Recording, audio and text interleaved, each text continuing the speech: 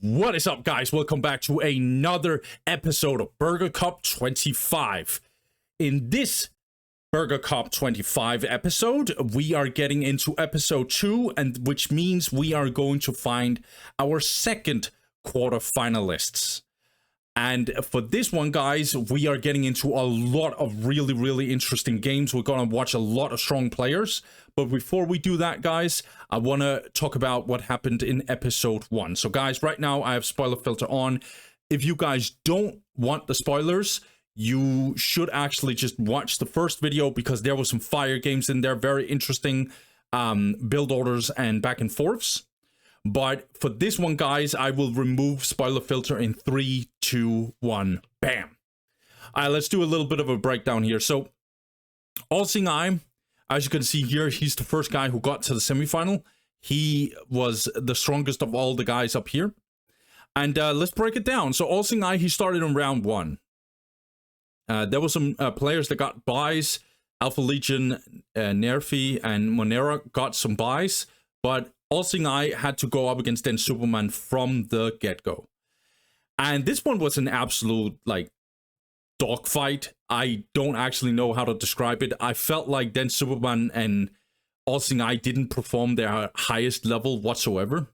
I think Den Superman outplayed All-Seeing completely macro-wise in the first game. And then All-Seeing just played very standard against Den Superman, and Den Superman literally had no answer. I think game 3 was an absolute atrocity based on some unluckiness, and then also paired up with unnecessary mistakes from Den Superman. All-Seeing doesn't really prove anything in this one. In fact, he looks a little wounded, and we're going to talk about other stuff. But yeah, All-Seeing this wasn't the perfect, great showing from him, to be honest. But yeah, we're going to talk more about All-Seeing. What I will say is, Den Superman looks pretty solid. If he covers up all the stupid mistakes that he has done here and there, then Superman could do some real nasty damage on Necrons. So we're going to see if he can perform better, because he's not out of the tournament, guys. He's down in the losers bracket waiting for his opponent. But All-Seeing moved on, and then he met Alpha Legion. Now, I'm not sure what to say either, because this was also very wacky kind of matchup, I felt like. Alpha was better than All-Seeing in many regards. In many situations, I felt like All-Seeing could have easily won every single game, but he lost the first one against Alpha, which, in my opinion, he could have absolutely made sure that didn't happen to him. But it ended up happening anyway. Yeah, All-Seeing played really well in general. He was very aggressive against Alpha to avoid some Nick Cold BS shenanigans happening. But here, again, All-Seeing doesn't look very solid. He looks a bit confused from time to time. Doesn't mean he's playing completely trash. He had some really good performances in certain scenarios against Alpha, but just in the bigger picture, it did not look good for All-Seeing, if I might actually be honest. But yeah, Alpha goes down in the losers bracket. Alpha, again, this is the first couple of games. Alpha started out going up against All-Seeing. He's not supposed to win against All-Seeing, so I understand him going down. It's going to be interesting to see how much damage Alpha Legion can actually do in this tournament. Because Alpha, if he finds his peak level, very strong Chaos player for sure. And then we got this matchup, Nerfi versus Monero. Now, we only got to see one game because the second game got lost. And I don't know, Nerfi does not look like a player who is truly understanding what's going on. He's making very basic mistakes. And Monera might not be the highest level IG player, but Monera at least has a baseline of fundamentals, and he can play the game pretty solidly at a baseline. And so if you fall below that baseline, Monera will win guaranteed. It felt like Nerfi didn't really understand teching and macro and stuff, But again, we need to see more from Nerfi. It felt like a very aggressive. Maybe something happened in game 1, and there's some context I'm missing. But yeah, it was not a good showing for Nerfi. He goes down in losers bracket. Monera easily passed and went up against All Seeing Eye. And this was a complete disaster. Monera, to me, had really bad cap orders here and there. I don't like his opening. At least All Seeing Eye completely countered him. I'm specifically thinking about game 1. Game 2 is actually blurring right now in my head, and I just remember very easy. Oh, I remember now. Monera was trying to pull off a bunker turret strategy where he's like making sure that All Seeing Eye is not getting anything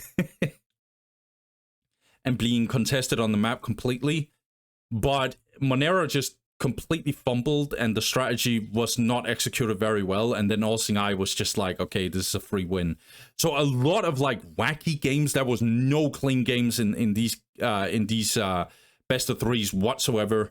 All Seeing Eye moves on relatively. I would say he had a bumpy ride actually. So, but the last quarterfinal there, that was a very one-sided one. Monera goes down in losers bracket. So All Seeing Eye, we're going to find out who his opponent in the semifinal is going to be. And that opponent is going to be found through these 6 players here. So let's take a look at it. So we got Bogik playing as SM. Bogik has been in different Burger Cups, BAD Cups. He shows up for a couple of tournaments. He's also been in the World Championship, if you guys remember. Pretty good SM player, I would say. But he's not a super solid SM player. So he's not you shouldn't expect him to just blow everything up. But again, just like Monera has a really good baseline, like he got the fundamentals down. Bogik is the type of guy who really likes SM mass. It's kind of his gimmick, I was about to say. And I expect him to do that because he's going up against an orc player, which is ACC, aka Kotofan. I think it's easier for me to say Kotofan, which I think is actually his name, if I spell it correctly. Pretty strong orc player, I would say. Not insane top level orc player, but pretty strong orc player for sure. He could be a dark horse to win this this exchange here, but I don't think he will, and there's a reason why. Because there are at least one player I think is above his level, but I think he's a dark horse to actually make it. Bogik is gonna have a tough time, but we'll see. SM got some pretty strong buffs in this matchup, so we'll see. And then Levdev, I have not seen many of his games, but I know who he is. Pretty strong IG player, I would say. And he's gonna go up against Horus, who is slipping my mind who this actually is. I tried to do a little bit of research. I just gotta admit, I have no idea who the hell this guy is. So, he might be a good Chaos player. He might be a mediocre Chaos player. I have no idea. So this one is a toss-up. Just gut feeling, I think Levdev is favored here, but I'm not sure. This Russian player here is Chelios, or Chelios, I think he's called. Pretty good orc/RG player. He's signing up as IG. Yeah, I don't have much more to say. And then we have the guy who I actually think is favored to go all the way to All Seeing Eye, which is 4MP. 4MP is a pretty strong IG player. I think he is consistently top 3 right now on the server of IG players. Very strong IG player, in my opinion. So I think he's going to make it all the way. But we'll see. I don't think this is completely cut in stone or set in stone or whatever it's called in English. But I think 4MP might actually be the favorite. But again, sometimes Dusty Minister makes those predictions and it makes you go, damn, Dusty, you're such an idiot, bro. But without further ado, guys, we're going to look at what Chelios' opponent is. And that is going to be either Bogik or Kotofan. So let's get into it, guys. All right, guys, let's get into it. So the first game is going to be between Bogik and Kotofan. SM versus Orcs on Shrine of Excellion.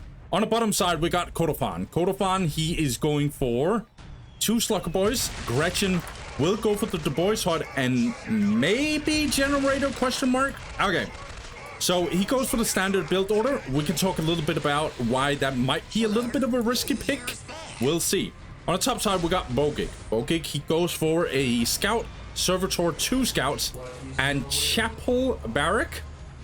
And this is going to be his opening. He's going to capture this outer point first. And I assume he's going to go on the offense immediately with this Scout squad. This map, in my opinion, is SM favored.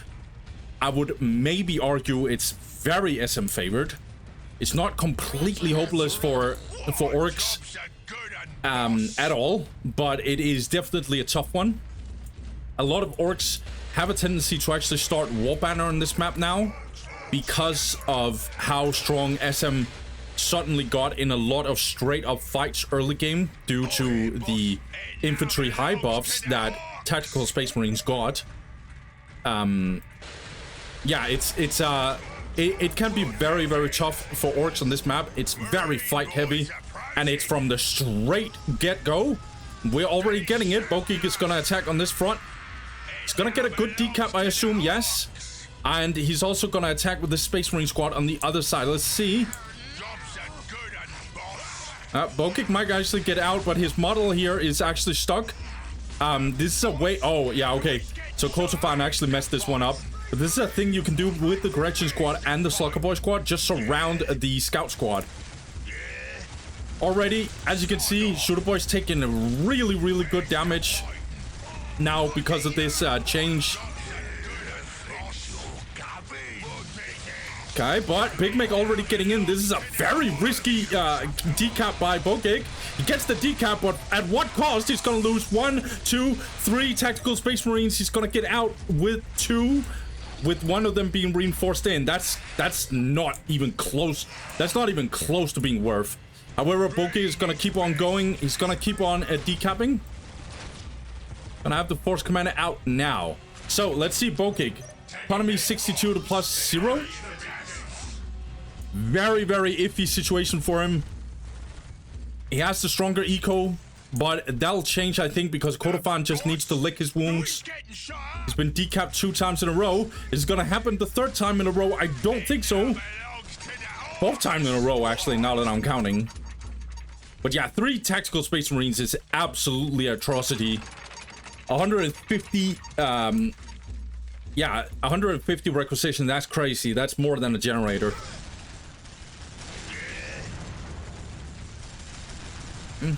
Decent defense so far by ACC. And he's going to do a little bit of a flank with the Big Mick. Down in the heavy cover, Bogik that is. So he's good. He's just getting out. Okay. On the other hand, Bogik is going to fight back. He's going to get in and do a little bit of a shooting at these Slugger Boys, but they get out, no problem. So far, pretty good early game from Kotofan. Oh, the Servitor is going to get caught off guard. This listing post is not finished.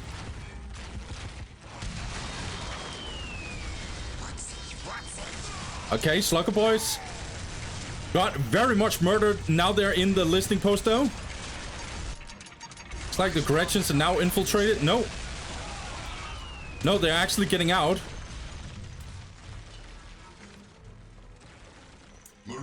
Let's take a look at the eco. +80 to +0 for Bogik. He's gonna get his 2nd Space Marine squad reinforcing like crazy. This one, he should get a 3rd one. No generator, so it means that he's not going for anything that relates to anything sniper relevant. You need the generator to get snipers. Apparently, we're getting a 3rd Gretchen squad from Kotofan. He wants to build as much as he can. He can't be at 3 places at the same time with only 2 Gretchens. Okay, and now we're getting the push. Bogik is going to go in. He's going to focus the War Banner. He has the Skull Probe, so these Gretchens are going to get caught off guard. But that's so many Space Marines dying. And Kotofan, he wants this fight. Okay, he realizes that Bogik is getting out. Kotofan disengages. It looks like Bogik wants this fight. I'm not sure that he can take this whatsoever. Another Space Marine squad getting in. Don't bother me. I'm working on something. I'm not doing anything.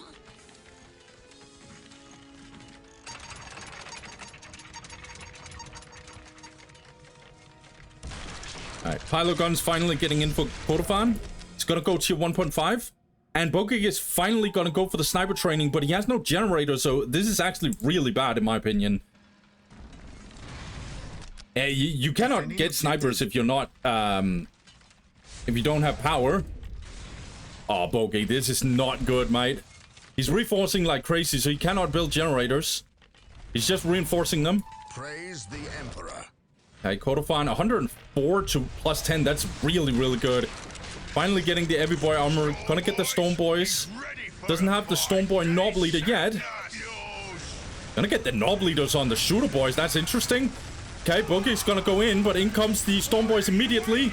This is gonna be an absolute bloodbath, I think, if Bogik doesn't get out in time. There's so many Shooter Boys at this point, and they're gonna get big shooters as well. We also got the Slugger Boys with the Big Meg as well. That's a lot of Orc army as of now. Bogik's gonna try and get in melee, see if he can tie up some of these Shooter Boys, but there's so many Orcs. And the Stone Boys are gladly taking this melee fight. Big Meg is also right in the middle, trying to just do a lot of damage, getting good sync kills in as well. And this is going to be a nightmare because Bogik does not have a good eco to actually sustain this. He can't even go for snipers. He's trying to get snipers, but I don't think he realizes that he does have power. That's crazy.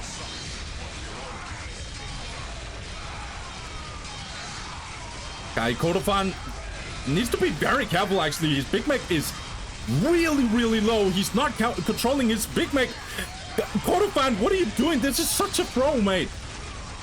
Gonna kill a lot of Space Marines, though.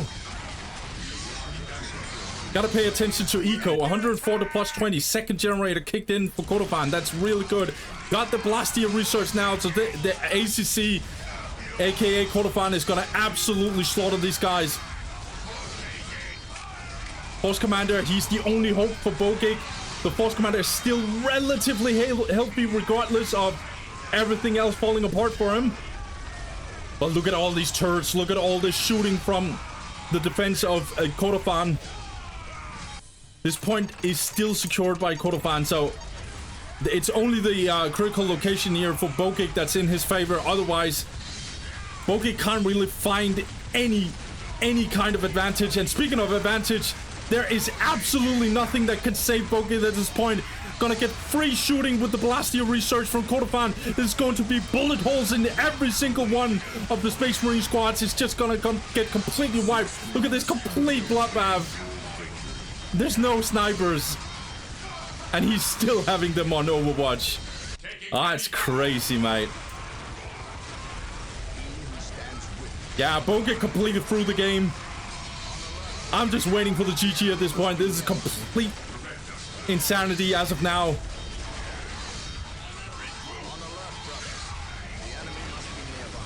Will the Force Commander somehow carry this? I really don't think so.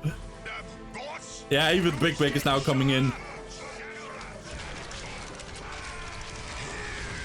Perfect economy for Kordofan.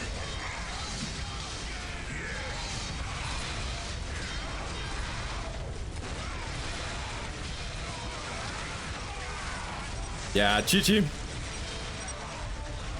Yeah. Bogik does so many mistakes. It's actually crazy to me. So, first of all, I absolutely hate his opening. I don't like... this is something I've learned as a Space Marine player myself. If I can avoid it, I would never ever go Tactical Space Marine first at this point. There's really no reason to do that, because as soon as the Tactical Space Marines actually gets in, the Big Meg is already out, and Big Meg just literally counters Tactical Space Marines. Force Commander is way more effective, and you can get 4 scouts with the Force Commander, get faster map control, and you will be able to decap very easily and do some really nasty harass. You'll be able to contest the map 24/7 with capper units, whereas Orcs would actually kind of have to be on defense by then. This tactical Space Marine squad literally did nothing. It got in here, decapped, and the 3 Space Marines was dead. And by that, usually I don't like to be a caster like this and just be like, yeah, the game is over, but I knew the game was over from then. You cannot do it against someone like Kordofan. He's not gonna throw the game like this. This is complete slaughter. It's way too early to lose 150. So, and I hate that. I hate his cap order as well. Bogik's cap order. I usually don't like to trash players. So I'm gonna be very short. But his cap order made no sense. He had a servitor. This servitor right here died building this listing post, and by this time this listing post should have been finished. I didn't pay attention to his cap order, but I think he actually went. He captured this point, and then he attacked, and then a second scout squad actually captured this point. I was paying attention to the minimap, and that's what it looked like. And that makes no sense. You should finish the outer points first on this map. If Orcs is going on the offense and like attacking you and like getting a decap off, you bet that he's either capturing his map like really slowly, as in extremely slowly, or he went for 3 Slugger Boys and he's not gonna get Shooter Boys or something. He's paying something for getting into decap. You have 4 cappers. You have the capture advantage. You can just get in, counterattack, decap, all kinds of stuff, in my opinion. This matchup is tough for Orcs in this map, I think. In my opinion, against the best of the best, you might actually have to go a War Banner on this map. I'm not sure yet, but that's how it feels. Generator's very greedy opening now against Space Marines. So yeah, in my opinion, this is a lot of mistakes from Bogik. These 4 points by the time that this servitor died should have been finished. But the final nail in the coffin, right, was actually the fact that the snipers were not researched. Or he didn't build a generator. That was crazy to me. A lot of players, including me sometimes, go on this autopilot thing where we just right click on the reinforce squad cap, or reinforce plus, and then we're just like, yeah, I'm gonna get more Space Marines through that. Yeah, but you're actually paying for it. And he could not build the generator, so he got the sniper training but never got to use it because he never had power to actually buy the snipers. That was crazy to me. Yeah, that was very unfortunate in my opinion. Yeah, I don't have much more to say. I think Bogik just made too many mistakes. Kordofan, it wasn't like he played amazing, but he did exactly what he had to do, and he just had solid performance. The only thing I have to say is don't throw your big mech like that, okay, homie? Let's get game 2. Let's see if Bogik can actually punch back. This was worrying on his behalf. I must admit, I'm a little worried for him with this kind of performance. I hope he can bounce back. I think Bogik got a chance if he steps up. So let's get into game 2. Let's go. So, game 2 it is, guys. And Bogik, going up against Kordofan, same matchup, is going to choose Fata Morka. Interesting. I think this is a better Orc map. I think this is a way better Orc map, actually. But, hey, it is what it is. Let's get into it. So, on the top side, we got Kordofan. Kordofan will go for 2 Slugger Boys and a Gretchen. Will go for the Boys Hut and probably Generator. If he didn't go War Banner on Shrine, I would be shocked if he didn't do it here. He's actually going to capture this outer point first. I really think that's good. On the bottom side, we got Bogik. Yeah, okay, so Bogik, he actually went for Servitor, Scout. This wasn't early Scout, this was Servitor, Scout. And it's a little bit delaying what he's supposed to get here. Okay, he's gonna get a Space Marine squad, okay. Yeah, I still dislike it. Even on this map, I still dislike early tactical Space Marines. But we're gonna see. Gonna capture this point and then immediately gonna build on this listing post. Tactical Space Marines isn't completely garbage on this map, and it in general isn't complete waste of opening. There are a lot of Space Marine players that has good experience with going early Space Marine squad. So I'm just saying what my own experience is, and also from watching a lot of games. I think that Force Commander is actually the best way to go. Area secured. Let's see. Okay, so Kotovan did go for early Slug Boys to capture this point. Did capture this point immediately. So Bogik is not going to be able to decap any of these points at all. This is a very, very good situation. So then, I don't know why this water here looks so shiny. It's not supposed to look this shiny, but hey, it is what it is. Kotovan already going in.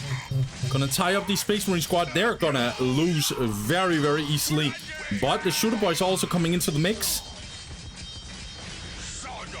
Kotovan needs to be careful. That's a lot of damage going down on his Slugger Boys, but Bogik is gonna pay a price for this. Okay, in comes the Big Mech, and he's absolutely, as you can see, slaughtering these Space Marines. Force Commander is only coming out now, and this relic will be denied indeed. Oh my god, that's so many Space Marines just dying. I think that was 4 Sluggers, that makes sense. But 4 Sluggers for 2 Space Marines, that's a good trade, I think, for Kotovan. Kotovan is gonna tie himself up and attach himself to these Slugger Boys. Okay, Force Commander is gonna get in and fight, but he can win against the Big Mech, but as soon as he's getting shot and also Slugger Boys are here, it's gonna be a nightmare for the Force Commander. In fact, this Force Commander is absolutely getting slaughtered. Yo, Bogik, you need to control him. Oh no, Bogik, homie. Nah. Yeah, this guy is probably dead, I think. Plus 80 to plus 10. Oh, Force Commander getting out. Hey, what a chat, bro. Plus 80 to plus 10 for Bogik. Or, for Kotovan, I should say. He's gonna get his first banner. So, having a little bit of a decap, or a counterattack from Bogik. This is pretty good, actually. He might actually get the decap. Yeah, because there's no army on this side. That's actually a pretty neat one. But we are gonna have Kotovan getting in, shooting at these Scout Marines. Will it be in time? Sadly, these Slugger Boys are actually morale dropped. I think it's gonna be saved. Yeah, the Scout Squad actually went down. Good teleport by Kotovan. Pretty solid performance. Another Space Marine squad is gonna get in. Bogik Special is incoming. He's gonna just reinforce his Space Marines like crazy. 86 to plus 10 for Kotovan. He has the baseline important economy here. 2 upgraded listening posts. Need to be careful, Kotovan. This is a very, very strong Space Marine army, but he's coming in with his Shooter Boys now. Slugger Boys are gonna tie everything up that they can. 3rd Space Marine squad is in here. Really bad eco by Bogik, by the way. He finally got his relic, but this is just really, really bad eco. He has no critical locations as far... Oh, he has one I can actually see. Yeah, detaching, Kotovan detaching his Big Mech. Getting in, absolutely smacking these Space Marines. Speaking of Space Marines, this squad is pretty much going down. It's an absolute tragedy.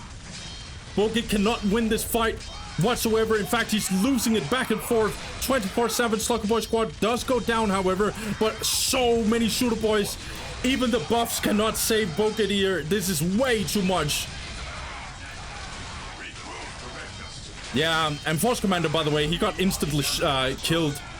He had such little HP. Yeah, this game is over.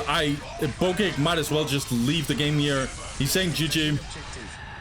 Yeah, I mean, this exchange here was completely disastrous. In my opinion, you cannot defend like this. Big Mech is really good on this map, which is why I don't like Phantom Walker just in general. As far as I understand, if I read the rules, Bogik can choose whatever kind of maps he really wants, or at least he can choose most of the maps in this matchup. And this was bad choices. Like, Phantom Walker is a good orc map, actually. In this matchup. Big Mech just moves really well on this terrain here. As you can see, he's teleported back and forth with the relics was really good. Yeah, so Big Mech is just really powerful in this one. Storm Boys, it's kind of the same principle as well if they get in here. It's kind of hard to get too deep into Orcs' base as well because turrets and the tightness of this.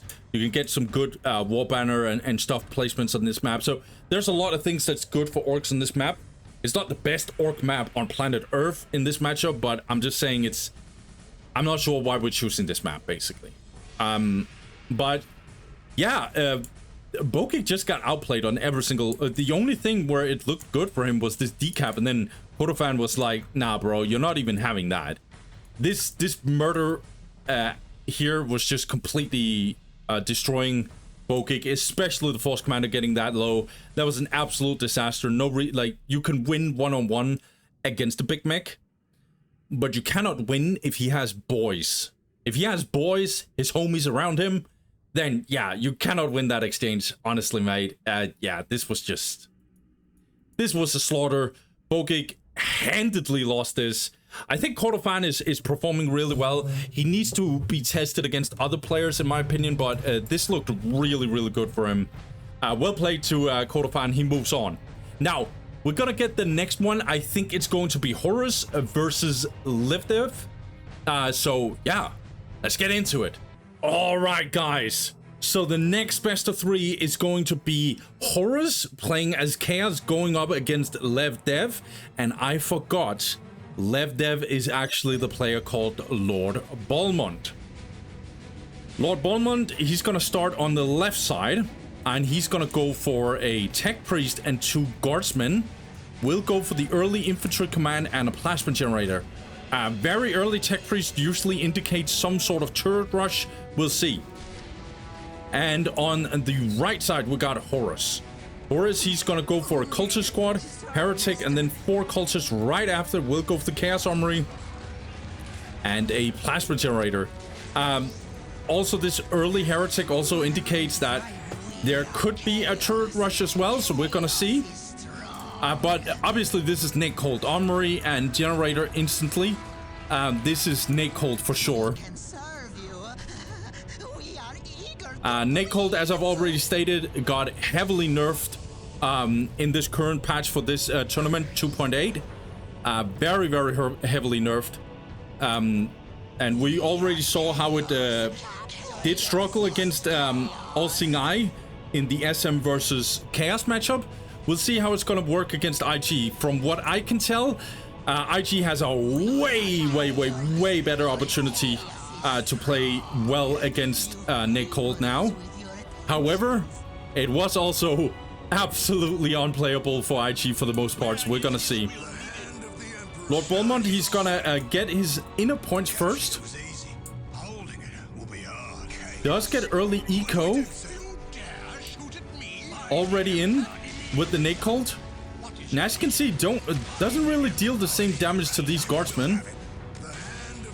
We'll go back with the command squad. That's good. Commissar is also taking a lot less damage now. He's also commander armor on top of it. Nate Cold already struggled against commander armors. Now it's very, very tough, as you can see. Well, Balmond is already going in. Take the fight. Horus needs to disengage, but he's gonna come in with some reinforcements. Oh my god, this Commissar. Looking at economy, 56 to plus 10 for Lord Balmond. Meanwhile, Horus is the same economy as well. Still getting bounced around. Balmond does get out, but he's less than half HP on average on this squad. Second generator coming in for Horus. He still doesn't have these 2 points. He's going all in with his army, actually. Very offensive. Well, Lord Balmond kind of also getting denied himself, so this is just a straight bloodbath as of now.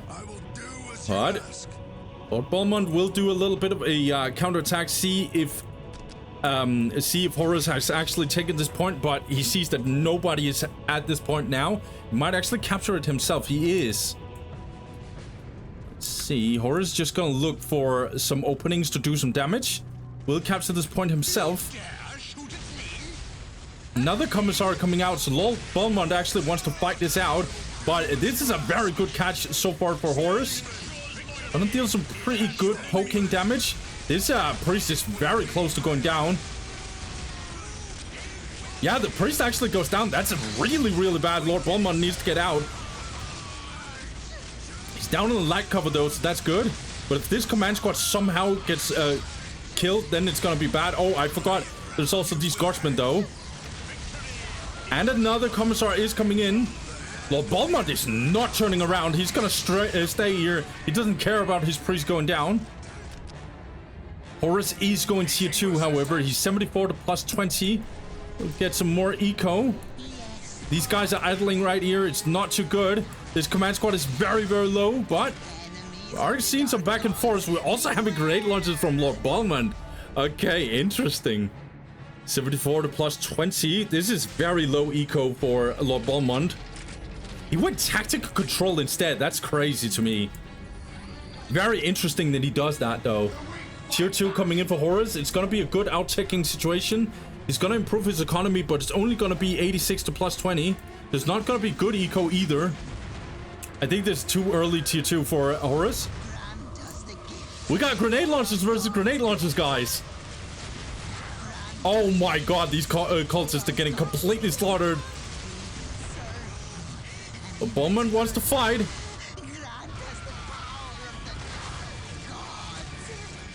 Yeah, Horus is getting completely outbraided. Oh my god, and the heretic went down.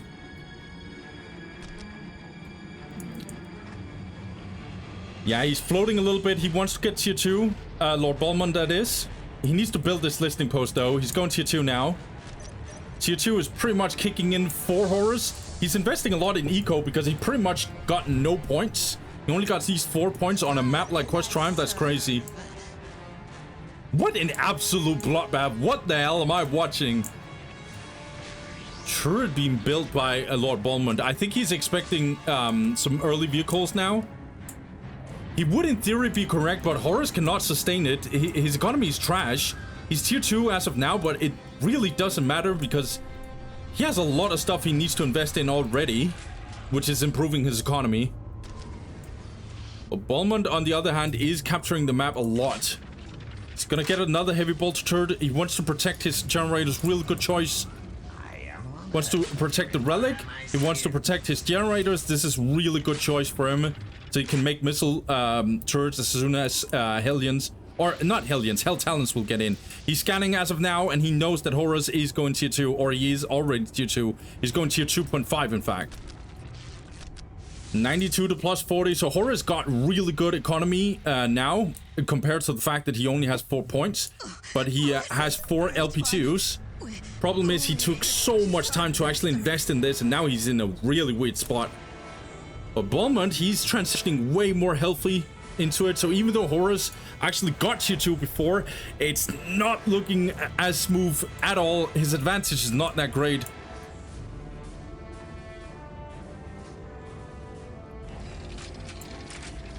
Battle armor from Lord Balmond. What Balmond is doing as of now is was completely unheard of before this patch. You shouldn't be able to do this whatsoever. I like this. It will be my honor. By the Emperor, it will be done. Okay. Using the execute, but not really shooting anything. Where is his will needed? Trying to get the control area, or not control area victory. Take and hold. Win condition up. Where is his will needed? Yeah, we're just gonna get grenade launcher spam.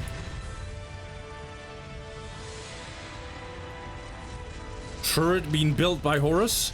You called for some suppressive. He's expecting vehicles himself. He's expecting chimeras or something. But this is a bad choice because he sees a lot of grenade launches also. Emperor guides all. Victory! But vehicles could be coming in soon, so I understand this choice. And only now we're getting the Defiler. Damn. Yeah, so even though he was ahead in tier 2, Horus is not really able to pull it off. He had to improve his economy so much.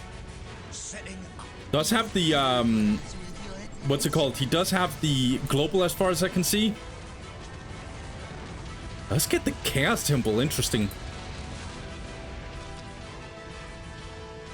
And this is amazing economy from Balmond. Really good. He has control over the whole map. Look at his vision. This is literally the only thing he can't see in, obviously, this area. He knows that there is a Defiler in the mix, so no Hell Talon as of yet. In fact, it's just gonna be Defiler spam, as I can see. I'm not sure about this temple. I really don't know why he's going this temple, Horus. Standing ready. By the Emperor, it will be Good decap coming in. 6 minutes until take and hold victory.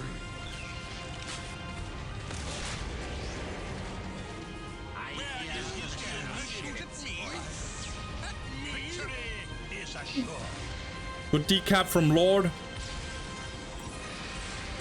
Ready to fire.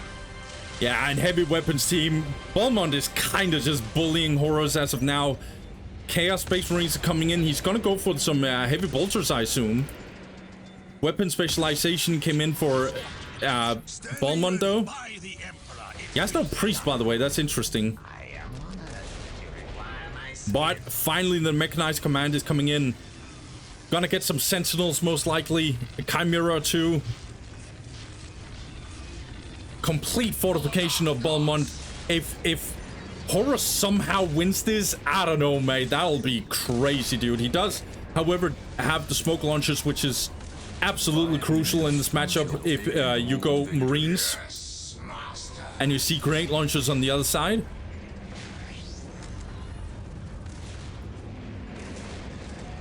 Urge of the week.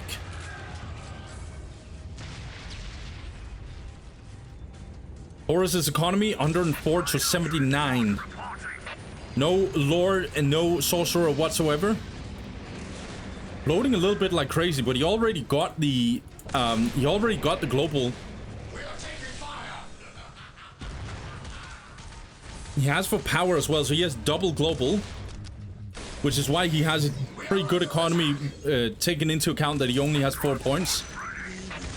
Cult is just having a little bit of a side quest here, which ends up being their end.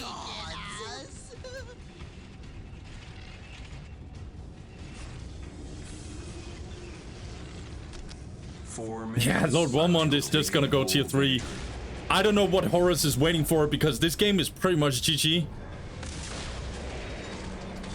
Because it's so hard for Horus to actually get out. If IG somehow...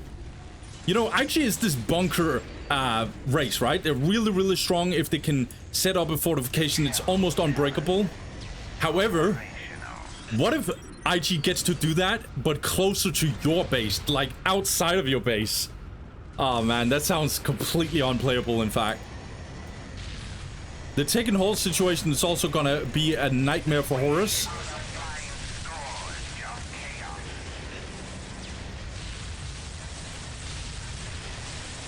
Okay, Hell Talon is gonna wants to get deep into the... I'm not sure what Horus is trying to do here. He doesn't really realize what's going on. Oh my lord, no way. He lost the Hell Talon, bruh. Oh, look at this range. Okay, Horus wants to fight, I guess. Gonna get in, try and kill some of these guardsmen, but look at these Space Marines just getting completely slaughtered. Sentinel is gonna have fun. This Chaos Rhino, this is complete wipe.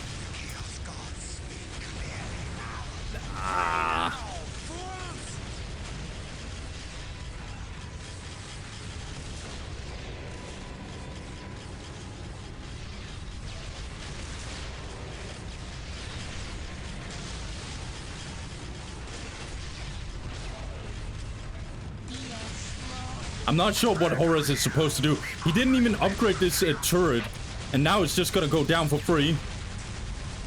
Predator, honestly, it doesn't matter what choices Horus is gonna make. Tier 3 kicked in for Balmond. He's 160 to 79. Is about to get Kazakins, by the way. It's just gonna be completely unplayable as of now.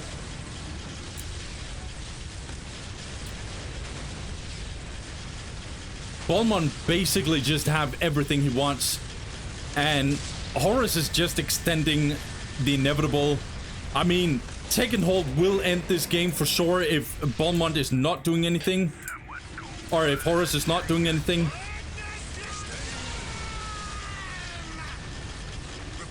At this point, Horus literally needs the Raptors to do something. Turret is gonna go down. LP2 was down for a while. This game is completely over. I'm not sure what Balmond is saying to Horus, but this game is just completely done and dusted.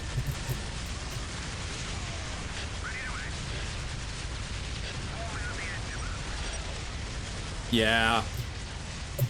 I don't know what he's going to do with the Hell Talon. 1 minute until taking whole victory. Yeah, man, this game is over, bruh.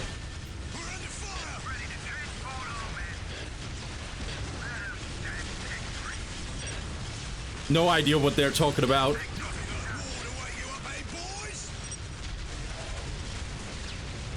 But I can't imagine that. I can't imagine that Horus is happy. Let me put it that way. 30 seconds until taking whole victory. I got some Russian translators sometimes on the YouTube channel. They're gonna tell me what they said, I assume. Sometimes YouTube actually complains when I don't censor it though. So if YouTube told me to censor it, I'm gonna censor it. But it's not always they do it. Yeah, whatever. This game is over and has been over for a while. Horus literally just like did nothing. I felt like he was just taking a beating in this whole game. I mean, this game was literally over as soon as yeah, I don't think you can go aggressive Nick Colt anymore against IG. They'll just outperform you very well. I don't even think Balmond was doing the best he could. I think the grenade launchers are maybe not even the best way to go, at least not on this patch. I do think that you should still do what you used to do against Nick Colt. Don't even go for upgraded guardsman and just instantly get mechanized command and then just slaughter him. I think that's the better way to go. But it doesn't really matter. Horus lost the early game completely. He never got control over the map whatsoever. He was playing on 4 points this whole time on Quest Triumph. I think that's pretty much all I have to say. This game was just over pretty much from the get-go. I think Horus should have played more defensive. Should have had better pressure on the map. He's playing Nate Colt. Like, he's playing Nate Colt. He should be capturing at least one of these outer points. He has 5 cultists. Balmond went for 2 guardsmen. There's no way he loses the map control, you know? So, he should have played more defensive. Don't go all in. The only reason why he didn't capture the whole map was literally because he used all his 5 Nick Colts to just fight. Because he has to do that now if he wants to go offensive, but he shouldn't have gone offensive. I think the only moment where you can go offensive with Nick Colt against IG now is through a turret rush, and he didn't even do that, so... We're gonna see though, because Horus is looking also like one of those players that's just gonna get stomped by Balmond. But we're gonna see though, at least Horus didn't do something that made me go, damn, this is the worst strategy I've ever seen in my life. At this time, you guys need to remember, the patch literally dropped like 5 days before this tournament, so people are still figuring out what is going on, and Nick Colt was one of the most nerfed strategies in the whole game as of now. In this patch, in this tournament. So, you know, Horus was just playing Nick Colt as he should have done, or he used to do back then. And all Nick Colt players did that back then, but you can't do that anymore, basically. You can't just bully IG, and a player like Lord Balmond will not let you do that. Just basically just, that's it. Guys, let's get into game 2. Let's see if Horus can bounce back. I must admit, I don't have high hopes for him, but we're gonna see. Let's get it. Right, so for game 2, guys, Horus is gonna try and see if he can bounce back against Lord Balmond. The matchup is still the same, Chaos versus IG, and we're playing on Blood River this time. Horus, he's gonna go for... Okay, so he's gonna go for temple opening now. So on the bottom side we got Horus. Horus, he does go for a cultist squad, a heretic, and then a second cultist squad. Will go for the chaos temple, and will he go for raptors? It's going to be interesting to see. On the top side we got Lord Balmond. Balmond once again does this opening where he goes very early tech priest, and then he goes for 2 guardsmen. infantry command and plasma generator. Not entirely sure why he does this, unless he wants an early turret. But he didn't do that on Quest Triumph either, so we'll see though. Balmond is a pretty good IG player, so I don't want to question him too much. He's gonna go early command squad though. And obviously early commissar as well. Capturing this side, Horus that is, and he does go for Raptors. Interesting choice. Raptors might actually be low-key problematic for Balmond, because this, even though this point is very well covered with a bunker right beside it, this point is going to be a little tricky to actually get. Raptors can instantly jump in if they want. Yeah, I think he's going to go for it. Absolutely. Okay, nicely done by Horus. This is definitely going to be denied. Raptors are just dealing too much damage to the guardsman, and guardsman absolutely needs to get out. I like that Horus actually goes for Raptors, even though... Wow, he goes for 2 Raptors, in fact. 2 Raptors is super, super crazy. Blood River is not a very good Raptor map, for obvious reasons. Very tight map. It's hard to actually get in and do much with the Raptors, but Raptors got a very, very good buff. So maybe Horus just want to try it out a little bit, huh? One heretic does go down, the other one probably go down as well. 2 Raptor squad, that's crazy, dude. Nicely done. Oh my god, this heretic absolutely went down. Psycho will go in, get in here for Lord Balmond as well. Needs to do some harass for sure. But Horus is actually jumping in instantly. He's gonna deny this point as well, I think. Even the cultists are joining the fray here and helping out.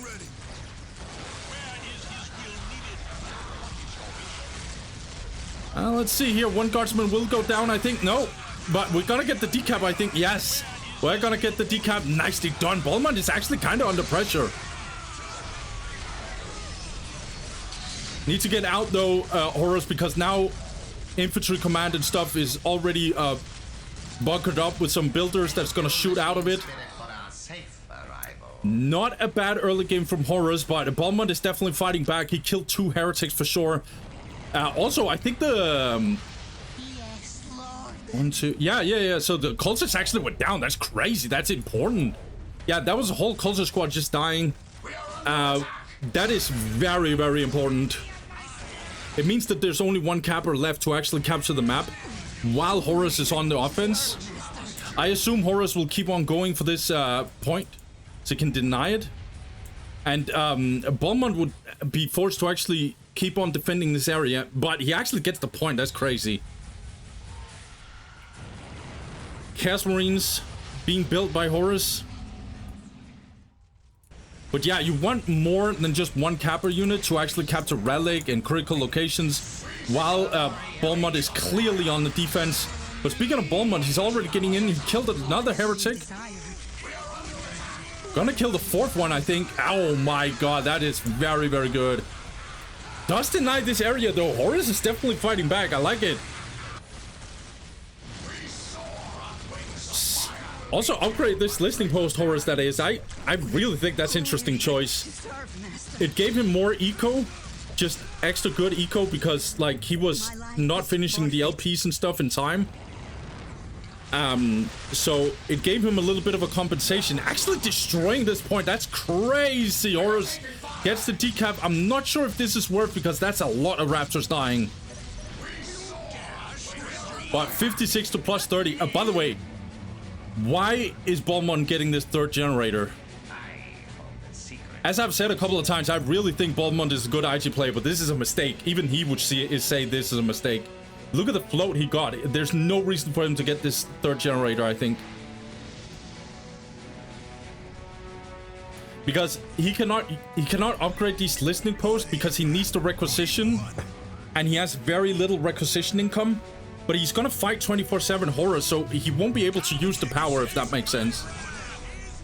So now he's just gonna float like crazy. We'll see here though. Another Chaos Marine squad is gonna get in. Does go for the tactical control though.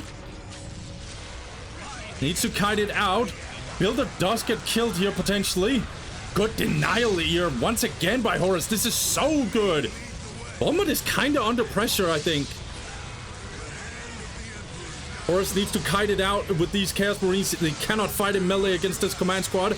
Nice tie-ups here with the Raptors. I like it. Look at this float from Balmond. That's crazy. 80 to plus 20 for Horus. He can go the he can either go tier 2 or he can go for the tier 1.5.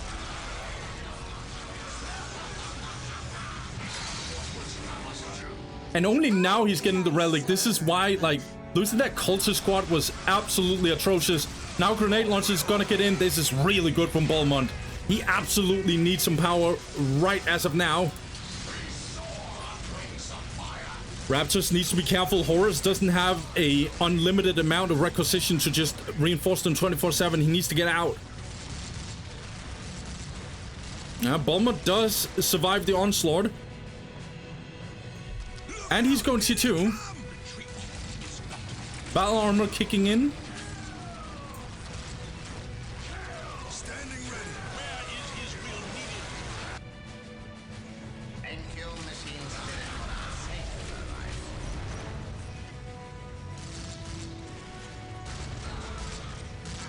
life. Okay, Raptors gonna take way too much damage. I think Horus needs to get out.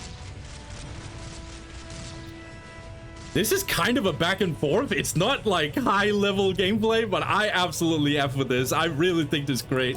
This is an amazing game. I really F with it. However, Horus, where is your armory, bro? Or tier 2 at least. I mean, he invested so much in this army. And now he's investing in LP2s, but he should have either an armory or go tier 2 as of now. He needs teching. This is just pure infantry versus grenade launchers and upgraded guardsmen. This is not good. And yeah, now the priests are gonna get in. It's gonna be even worse. Horus is gonna get for the go for this critical location. Okay, jumping in instantly. Gonna tie up 2 of the guardsman squad. 3rd guardsman squad are gonna get in. Doesn't have specialization weapons yet. Oh, I forgot. The Chaos Lord is also in here.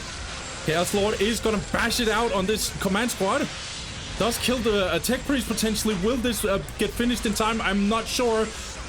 Balmond has to kite it out. It does get finished. That's really, really good. Execution is also being dropped. Raptors needs to disengage. That's really, really good. However, Horus is losing too much in my opinion. Way too much. Satellite targeting resolution is coming in for Lord Balmond. And as soon as that kicks in, we're gonna have a problem already. And then specialization will get in. Horus is taking this fight. Yo, bro. Horus, this is a throw, mate. Oh, nah. Oh, hell nah, brother. Going tier 2, however. But, I mean, he's losing the map completely. Him going tier 2 like this is just way too late. He's not building this either, even though he does not have... Like, he's... Yeah, whatever. Yeah, this is a nightmare. Satellite targeting resolution just got ticked in. I'm assuming specialization is also kicking in very soon. Raptor squad is very well low. Oh, Horus, I think you lost this game, maybe. Or you haven't lost it, you threw it. Let's get some more Raptors, however. We are under attack. 4th generator.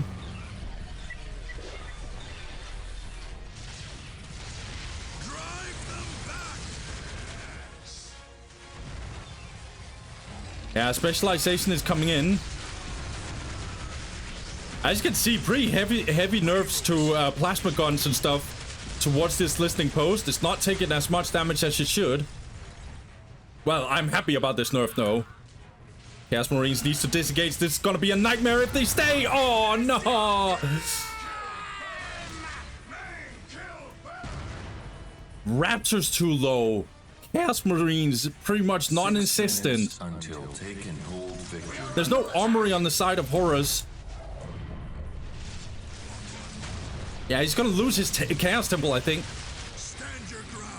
Lord Balmond is in full control. He's just gonna get Death Before Dishonor, and he's gonna get the Mechanized Command. The only upside for Horus is actually the take and hold situation. Otherwise, everything is falling apart basically for him. This fight where he just overstayed and overly invested in his army, he was biting more off than he could chew, and now he's just gonna lose it all. Balmond actually lost his priest. Interesting. He's gonna have to rebuild it. Chaos Temple instantly going down. I will do as you ask. And finally, Machine Pit is kicking in.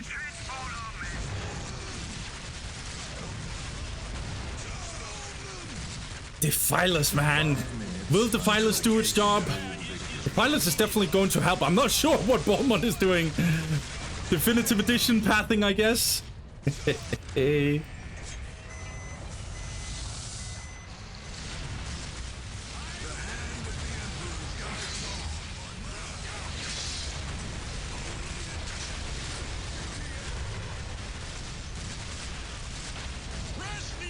Yeah, listening post is going down. Horus is just losing everything, mate.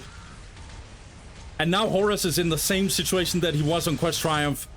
Now he's just gonna wait for what engagement exactly? Violet's gonna do some work, don't get me wrong. But, I mean, even Chaos is just losing everything at this point. More and more Priest will kick in. Sentinel's also coming in. Yeah, even the HQ is now under pressure. In fact, it's pretty much half HP at this point.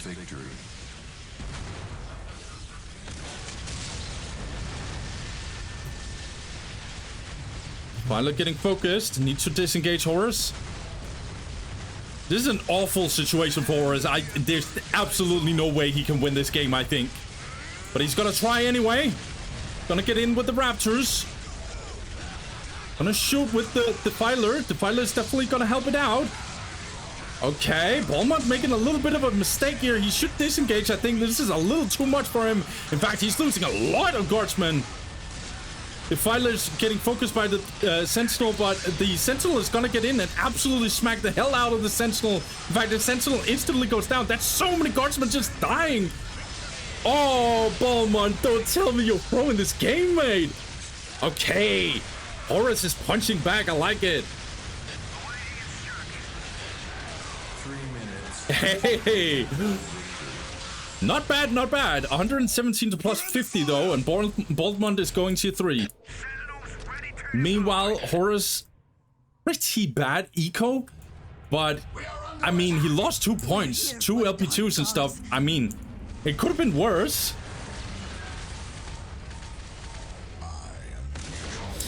I will say Balmond definitely gave a little finger to Horus here. But if Horus can take the whole arm, I'm not sure. We'll see. I don't know. It's looking really tough for Horus, but he's gonna punch back though.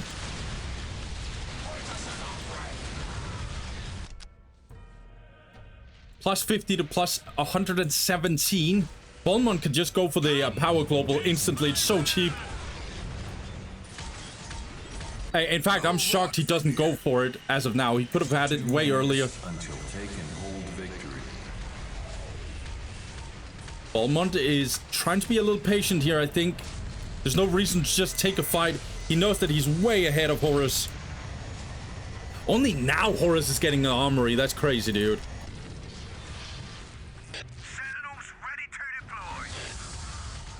Okay, we're gonna get a decap here from Balmond. Horus is just gonna make his last stand here.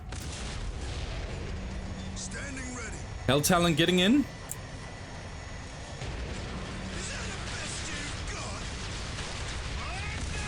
Very much a fight here.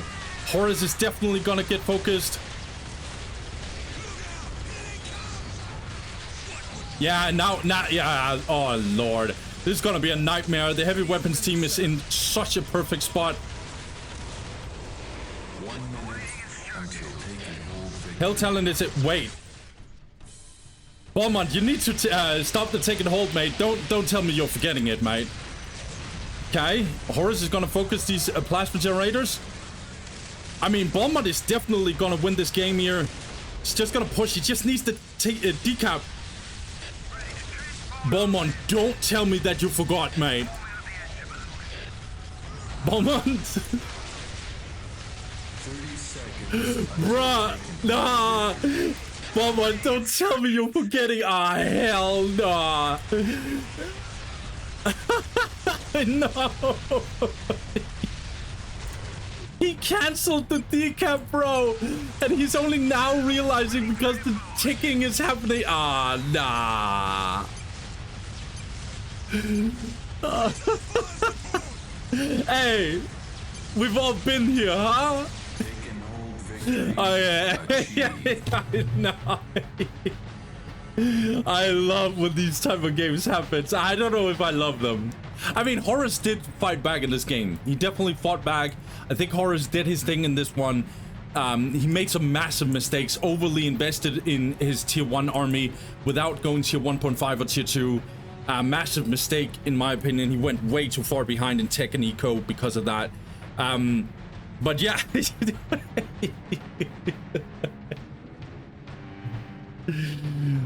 Yeah, hey, Horus won the game, man. Horus won the game. This is a win condition, guys.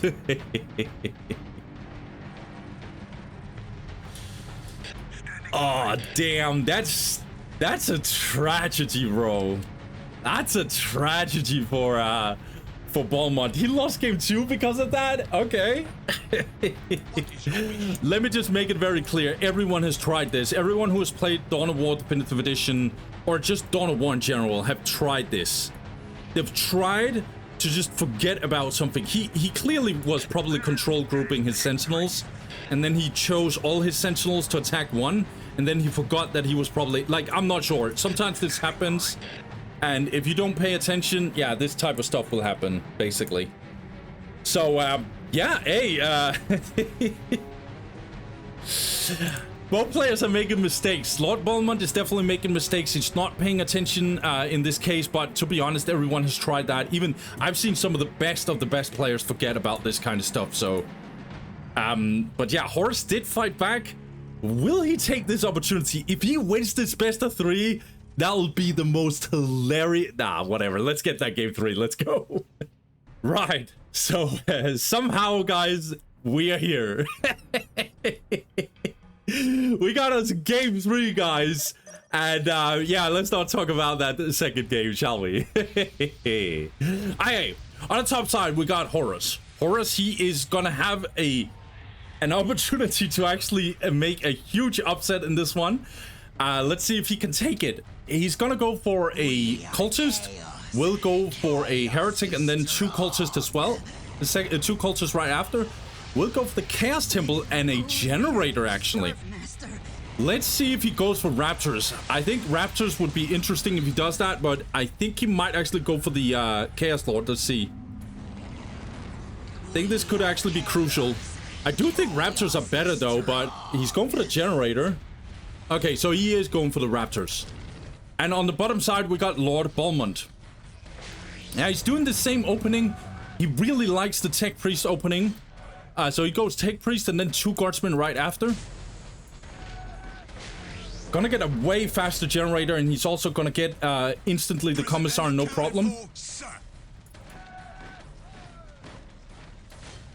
Okay, he's splitting his mind a little bit. Will he attack on this side with the command squad? We'll see. But Raptor squad on this map will be an absolute nightmare, by the way, because if IG doesn't capture the map fast enough, it can be an absolute nightmare on this map, as you can see with all this terrain. And IG literally can't contest against it. IG is going to move really well when they have their buildings up, but if the buildings are not up yet, then it's going to be a problem. Horus can jump over here, but he needs a little bit of time. Unlike the Assault Marines, Raptors needs a little bit of time before they can just instantly jump again. I'm gonna get in here. Can actually just deny these guardsmen at this point. Does go for this point, Horus, that is. Let's see, another Raptor squad, actually. Listing post. I don't think this one is finished, actually. No, it's not finished. Okay, Raptors does get the decap. That's good. Horus needs to pay attention, though. Okay, only one went down. That's good. However, speaking of going down, this heretic is absolutely getting slaughtered. These cultists not being able to capture this point just yet is kind of problematic. I'm not sure about this second Raptor squad. You could go for the Chaos Lord instead. It would be easier for him to deal with the command squad, because now the command squad is just going to go for the generator. I don't think there's much stopping it. Okay, this one is finished now. Yeah, and it means that Lord Balmond could just get his points easily, no problem. Heretic is going to get this point, though, and cover it. Okay. Heretic does get to actually repair this plasma generator. Balmond does not want to stay. I respect it. If Horus jumps over here and actually gets decap... Oh, no. Yeah, this is a bad situation for Balmond once again. However, he is going to get the guardsman in here, so maybe it's not as bad as I think. Gonna get a good decap. These raptors are taking a lot of damage. Oh my god, this actually got disrupted. I'm not sure why he stopped Horus. It's kind of a mistake. He's gonna get the decap again. Okay. A little bit of mistake from Horus, but he's getting the decap regardless, and he started generators. This is not a bad situation for Balmond whatsoever. He is floating a lot in power, though. He should get LP2s. He should absolutely get LP2s. I don't know why he's floating like crazy like this. Is he going tier 2? Going for tier 2? This makes no sense to me. I mean, he is going tier 2, but he needs eco, man. Like, this is way too early tier 2. 62 to plus 10 for Balmond. It's probably gonna be the same situation, just like on Quest Triumph, maybe. It doesn't matter you go early tier 2. It doesn't matter if you cannot execute it. This economy is not a tier 2 economy. He needs 2 or 3 generators more. And he's gonna need some 1 or 2 LP2s at least. Otherwise, his economy is gonna be garbage and he's not gonna be able to do anything. And now we have a fight in here. The cultists have joined the fray. Guardsmen are just gonna get completely morale dropped. The command squad, however, is very healthy. Full chaos army in just full-on melee. This cultist squad is almost going down. One cultist does get out. In fact, 2 cultists might actually get out. Okay, Balmond kind of won that fight, I think. Speaking of Balmond, his economy is more stable. He's still floating a little bit in power. Should get some LP2s, in my opinion. Okay, Horus is fighting back, though. LP2 just got up. This is a good game. I like it. There's no huge sweep or anything like that. Holding it will be hard. Yeah, so now Horus, no float, no generators, and he hits tier 2, but he cannot use the power spike. This is exactly what I mean. This is exactly what I mean. Like, right now he cannot do anything, and he just got tier 2. Now he's gonna use time on a heavy bolter turret, and he needs a generator and stuff. I don't know. Balmond, his transition is way more organic. It's way more. It's less tacky. He just needs better requisition eco. You should upgrade some LP2s, I feel. We're gonna see though. Not sure about this turret, by the way. See though. I have 4th generator from Lord Balmond. As I said, he is taking tier 2.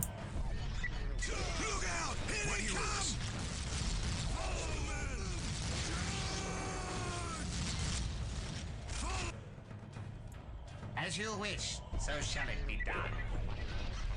Okay. Is that the 3rd generator? No, it's the 2nd generator. This one is not being built by Horus. It's looking a little weird from Horus, I'm not gonna lie. His macro game is a little bit questionable. Looks like Lord Balmond wants some smoke and he's gonna fight. But he needs to get out because raptors are coming from downtown. Instantly getting in on these guardsmen. There's so many raptors, jeez. Okay, in comes the machine pit. The generator is still not being tier Meanwhile, Balmond has hit tier 2, but his eco is kind of questionable. He can't go for the global. He is going for the global finally. We did it, sir. We won't let you down, sir. I really like this best of 3. It's not the highest level on planet Earth ever that I've watched, but both players are playing at a decent level, a pretty good level. I would say Lord Balmond, in my opinion, is better than this, but I mean, they're both doing it, and it's entertaining games, that's for sure.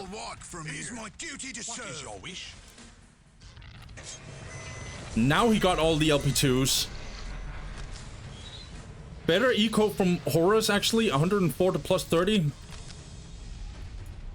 Well, it's gonna get just as good in power eco. Finally getting the armory very late, in my opinion, but this is just because he went very early machine pit. He cannot get it all. And now he's gonna get the Hell Talon. So he went tier 2 4 minutes into the game, and we're now 8 minutes into the game, and only now he's getting the Hell Talon. This is literally just because he has this weird force of tier 2, but not really using it for anything.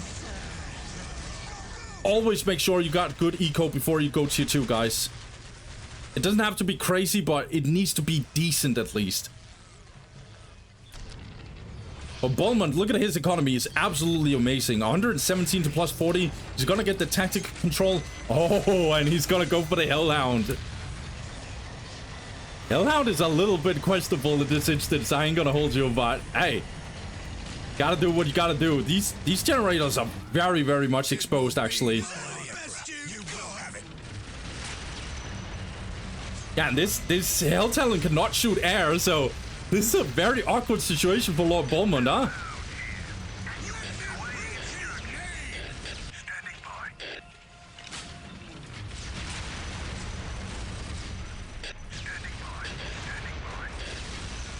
Alright. Probably coming in with the command squad, so he can stun it, hopefully. He needs the Sentinel very badly, Balmond. Let's take a look. 104 to plus 66 for Horus, so he does have the power global now.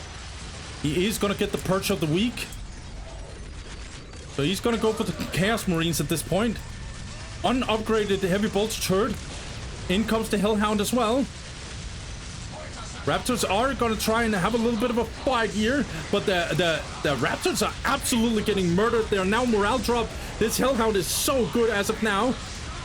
And this Hell Talon cannot do anything. It's not going to do anything, basically. Might be able to destroy this Hellhound, but the turrets are being missile turrets very soon. One of them is already upgraded. And look at all these Chaos Marines just getting completely destroyed, dude. This plasma generator could have gone down, I assume. This Hell Talon did nothing up here, sadly. And now the Sentinels are coming in. And Balmond is just gonna go for the kill. No more taking hold. Cheese victory here for you, Horus. We'll see. Horus is not broken yet, but he's in a very, very weird spot. Horus's economy is pretty good still. 104 to 66 once again. Does go for the blue global. Oh, missile turrets is gonna be a pain.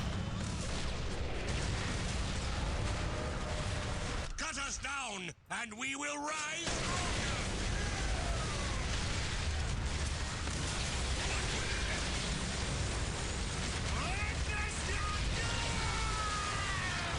Yeah, Horus is just losing his army slowly but surely. The only thing keeping him alive is these defilers, but even these defilers are gonna start taking some damage from the Sentinel here. Yeah, this defiler goes down. Everything is pretty much just falling apart for Horus. He cannot stay here. His defense is just crumbling.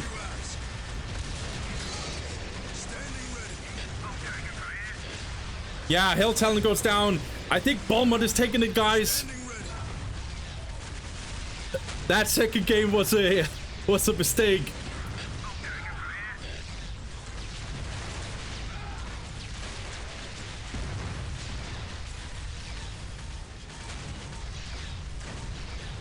Yeah, basically just waiting for the GG, guys. This is complete disaster for Horus. He cannot defend this, man. 104 to plus 66. There's absolutely nothing that Horus can do. We're under fire.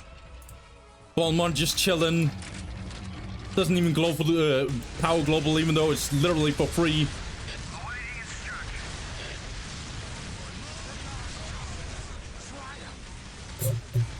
It's unrecoverable for Horus. There's too many turrets. I really like this setup from Balmond.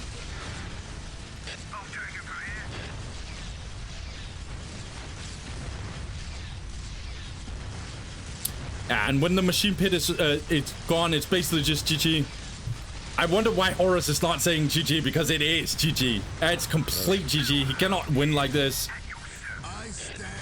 Building a sacrificial circle is not going to save him. He knows it. It's GG, he says.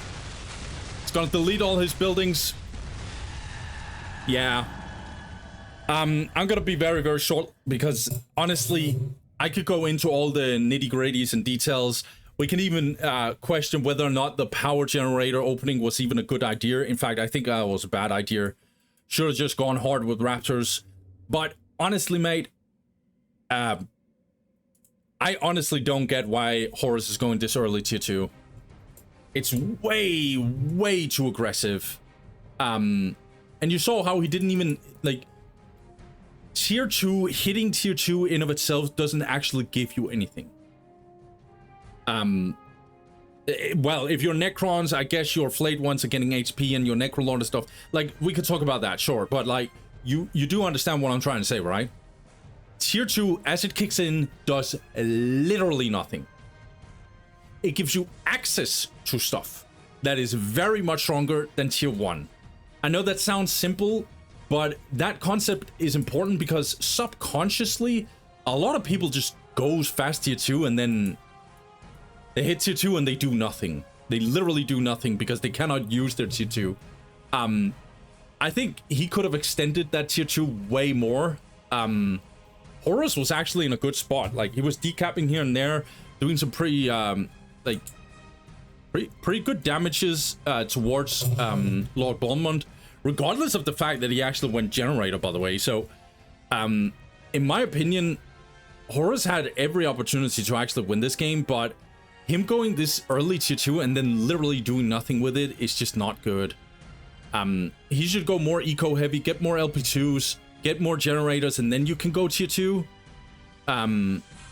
Because you cannot sustain, like, he was hitting tier 2 with one generator. He had one generator up by that point, and he literally can't use it. It feels like Horus does have, like, some fundamentals down, but his macro game is questionable. Speaking of macro, Lord Balmond, I ain't gonna hold you. I think he can play way better than this. Because he's also doing weird macro mistakes, and Balmond is actually a pretty good player in my opinion. But he had, like, I don't know, closing in on 400 power, just refuses to upgrade his listing post, and I don't know why. And Lord Balmond would probably be watching, be like, yeah, I should have probably upgrade my LPs. Because it makes no sense to have so much, because he was in control, whereas before, when he was floating like crazy, it was just unnecessary for him to get that third generator in on Blood River, right? Because he had to use the little requisition he had to his army and stuff. But here he was in control. He was ahead on the game. He had power, just used the power to get better eco and get further ahead. But he didn't do it, and I feel like that's a little bit of a weird mistake. Like, Lord Balmond is better than this in my opinion. So we're gonna see. This means that Lord Balmond, as far as I understand, is gonna go up against a Forempi. That's gonna be a tough task, but he's gonna take he's gonna put up a fight, I assume. We're gonna see. We haven't seen how Forempi is gonna play. However, we're gonna go back and see what Kotofan is going to cook. So what Kotofan is going to do now is he's going to go up against Chelios. So let's get that one. Let's go. All right, guys. So this third best of 3 we're getting into is going to be Chelios going up against Kotofan. IG versus Orcs. So let's go. On the bottom side, we got Chelios. Chelios, he's going for 2 guardsmen and a tech priest, and then the third guardsman will go for the infantry command and a plasma generator. On the top side, we got Kotofan. Kotofan, he is also known as ACC. He's gonna go for 2 Slugger Boys. Gretchen will go for the Boys Hut and generator. So normal standard opening has not changed his mind whatsoever. He's gonna go for this outer point instantly with his Slugger Boys. And yeah, he's probably gonna go Shooter Boys and Big Meg. Gonna capture this with the Shooter Boys, but we're gonna see though. Chelios, let's talk about him because this is the first time we see him in this tournament. Chelios is a pretty decent IG player, I would say. I've also seen him play a lot of Chaos. He's not a top level player whatsoever, but we'll see. I think quarterfinal is going to be a tough one for him, but we're going to see though. The map they're playing on is Titan's Fall. Titan's Fall is a really good orc map in this matchup, I think. IG cannot bunker up on this map the way they want to, because the points are so spread out, and it's very, very hard for them to just defend on this map. Stormboys and Big Meg moves perfectly fine on this map as well, so it is a little bit too much for IG, but we're gonna see because it's not a clear cut. Orcs did receive some really, really heavy nerfs, and I would say this matchup got better for IG because of that. Even though IG received a lot of nerfs, Orcs did receive a lot of nerfs themselves, and that's a net positive in my opinion for IG for sure.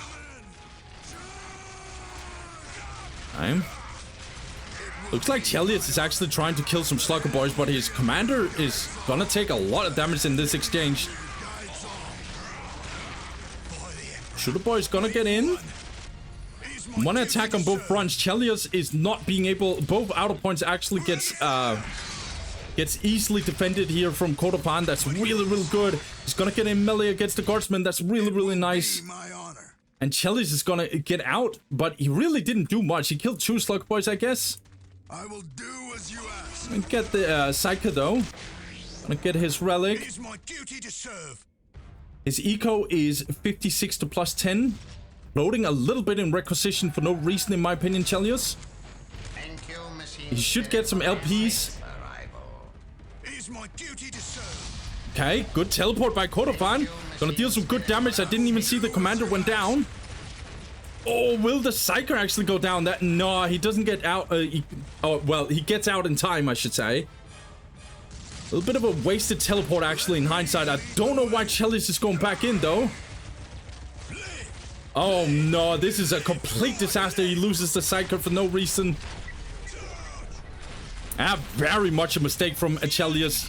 Kotofan is going to use that to his advantage for sure. Now got to focus these guardsmen. These guardsmen are taking so much damage if they stay. We have an engagement in here as well. That's a good pressure by Kotofan. 86 to plus 10. Nicely done. Toto does go for the second generator before he actually goes for the... Oh my god, this is a complete wipe, isn't it? Ah, hell no. This is a complete disaster for Chelios. Good catch here by Koto. But yeah, the second generator means that he's going eco-heavy. Very eco-heavy. And he's going to need that second generator because he needs to invest in his upgrades as well. They got increased in power cost a lot. Okay, Command Squad got absolutely squashed. Kotopan is just... Who's next? Who's next? He's just going full Tony Montana here. He needs to get out, though. I'm working on something. War Banner is being built. The first War Banner, in fact. So he went generator before War Banner.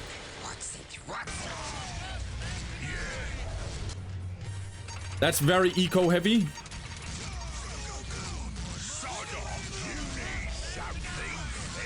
Guardsmen want to take this fight, I guess, but look how many guardsmen are just dying in this exchange. However, Big Meg is getting focused and he's taking so much damage. He needs to get out. In fact, he might actually die off of this. He is losing HP as of now. Needs to get into this LP. He does get in the LP. That's really, really good. Looking at Chelios, his economy is 86 to plus 10. Not amazing economy. In fact, it's kind of basura. He needs another generator. Loading a little too much for my taste. Going the third generator would probably be a little bit of a risk. Let's see. Kotofan does go for the pile of guns. Is floating a little bit. He could get the fourth listening post, in my opinion. Does suicide his Slugger Boys, actually. Wait, that's such a mistake by Kotofan. That was absolutely zero reason to do that. Hey, these players are not perfect. They're gonna make mistakes. It is what it is. But now we are gonna get the Storm Boys out. See what Chelios is cooking. He does go for the second or third plasma generator. Does upgrade this listing post as well, so he can defend it against Storm Boys. That's nice. Alright, Pyloguns is kicking in. Needs to go for that Every Boy armor. He does get it. I like that Cordofan is just going standard. There's no finesse with this one. He's playing exactly the way he wants to. Like Orcs used to do. He's playing the exact same way. Where's the fastest and the main? Does instantly go for the more choppy, huh? We get the job done fast. Okay, Stormboy Knob leaders coming into the mix. What are you waiting for? This is take forever. Tier 2 coming in for Chelios. It's not a terrible position for him. However, he is gonna lose this listening post. That is actually terrible. That is really, really brutal. Losing this relic would be really annoying. But he cannot defend it. It's gonna get easily decapped by Cordofan. Nice catch by him, dude. NQ machine spirit for our safe arrival. Cordofan is gonna get the more choppy soon. He is also gonna get the Stormboy speed boost. What are you waiting for? This is take forever. Okay. Want to get in with the Stormboys. They're gonna take a lot of damage. Remember that the Power Claw is dealing significantly less damage to the listening post. Cordofan cannot stay here. I think this is too much for him, actually. But the command squad is getting absolutely slaughtered. No, Big Mac might actually save him here. No, Chelios is not. Oh my god, the Big Mac actually also went down. This is a dogfight, dude. This is a complete disaster for both. I love it. Let's go. This listing post does go down. Big Mac did die, but Cordofan just doesn't give a damn, huh? We get the job done fast. Hey, tier 2 does kick in for Chelios, though. Good decap and stuff, but I think... Yeah, I'm not sure. Cordofan did lose his Big Mac. That's really, really bad in terms of tempo. But let's see if he's tier 2. He is tier 2. Getting shot up. But there's no sign of... Okay, he is going to get the mix up. Good. Now he's going to get on this outer point and he's going to get the good decap. Nicely done by Cordo. He's playing pretty good, I think. A little overextension, a little bit misplay in there, but hey, we'll take it.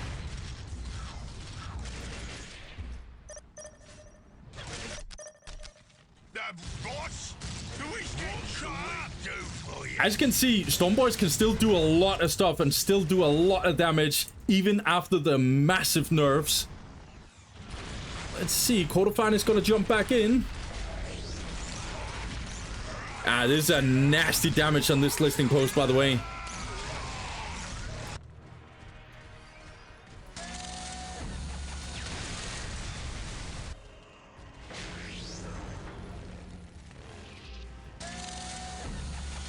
War track instantly built.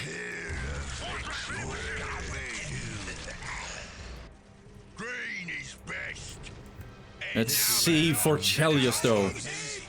Oh, Lord. By the way, Chelios has the worst economy on planet Earth, huh?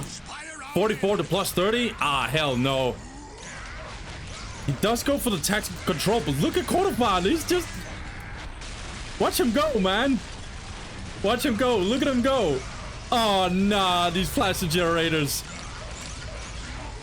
However, the grenade launcher is getting in. I don't think Cordofan can stay here. Oh, Lord. That's so many Stormboys just dying. Alright, but War Track is coming in, and I don't see Chelios' answer to it. He can now deal with the Stormboys, but it is complete disaster. We're under Like, attack. dealing with the War Tracks is gonna be complete nightmare, I think. Charge. Storm Boys is ready. Really good gameplay from Cordofan, I think. He's punishing Chelios' misplay a lot. 6 minutes. Tech Priest will 100% go down. He cannot run. Okay. 2 out of 3 critical locations from Cordofan. What can we He's gonna replenish his Stormboys. Decap this point as well. fix? Vortexes are shooting as there is. 116 for Cordofan, plus 50. Meanwhile, it's 44 to plus 20 for Chelios. I I mean, this is basura. This eco is unplayable. He's gonna get psychers though. Okay, he's gonna go for the stun. But problem is, IG, even though they deal pretty good damage to vehicles, the damage nerf to vehicles for plasma guns are very, very real, and so this army composition is not gonna die. He needs either vehicles or he needs heavy weapons team, and he cannot afford any of it. Look at Kodofan's control. Look at it. Look at all the vision he has on the map. And now he's going back in, and this is probably gonna get denied. Chelios cannot repair, and he cannot build this building. His tech priest is gonna get shot to death.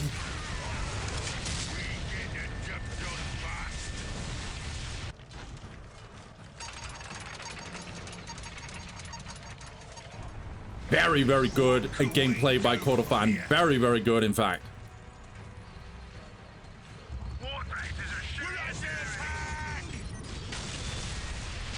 Yeah, guardsmen are... Oh my god, the guardsmen are just dying here. I think Kodofan is just gonna go for the win here. Actually gets morale dropped. Almost gets morale dropped, in fact. 4 minutes until they can hold victory.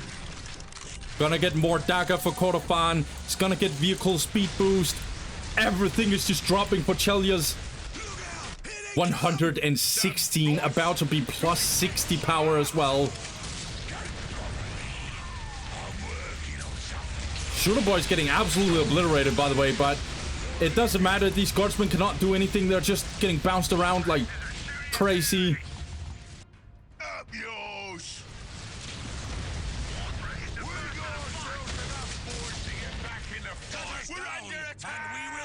Yeah, tier 3 has gotten in for Kodofan now. Now he's gonna go for HQ upgrade. There's no sign of Chelios even considering tier 3. Kodofan is losing all these Stone Boys, actually. It really doesn't matter, though. 3 minutes until they can hold victory.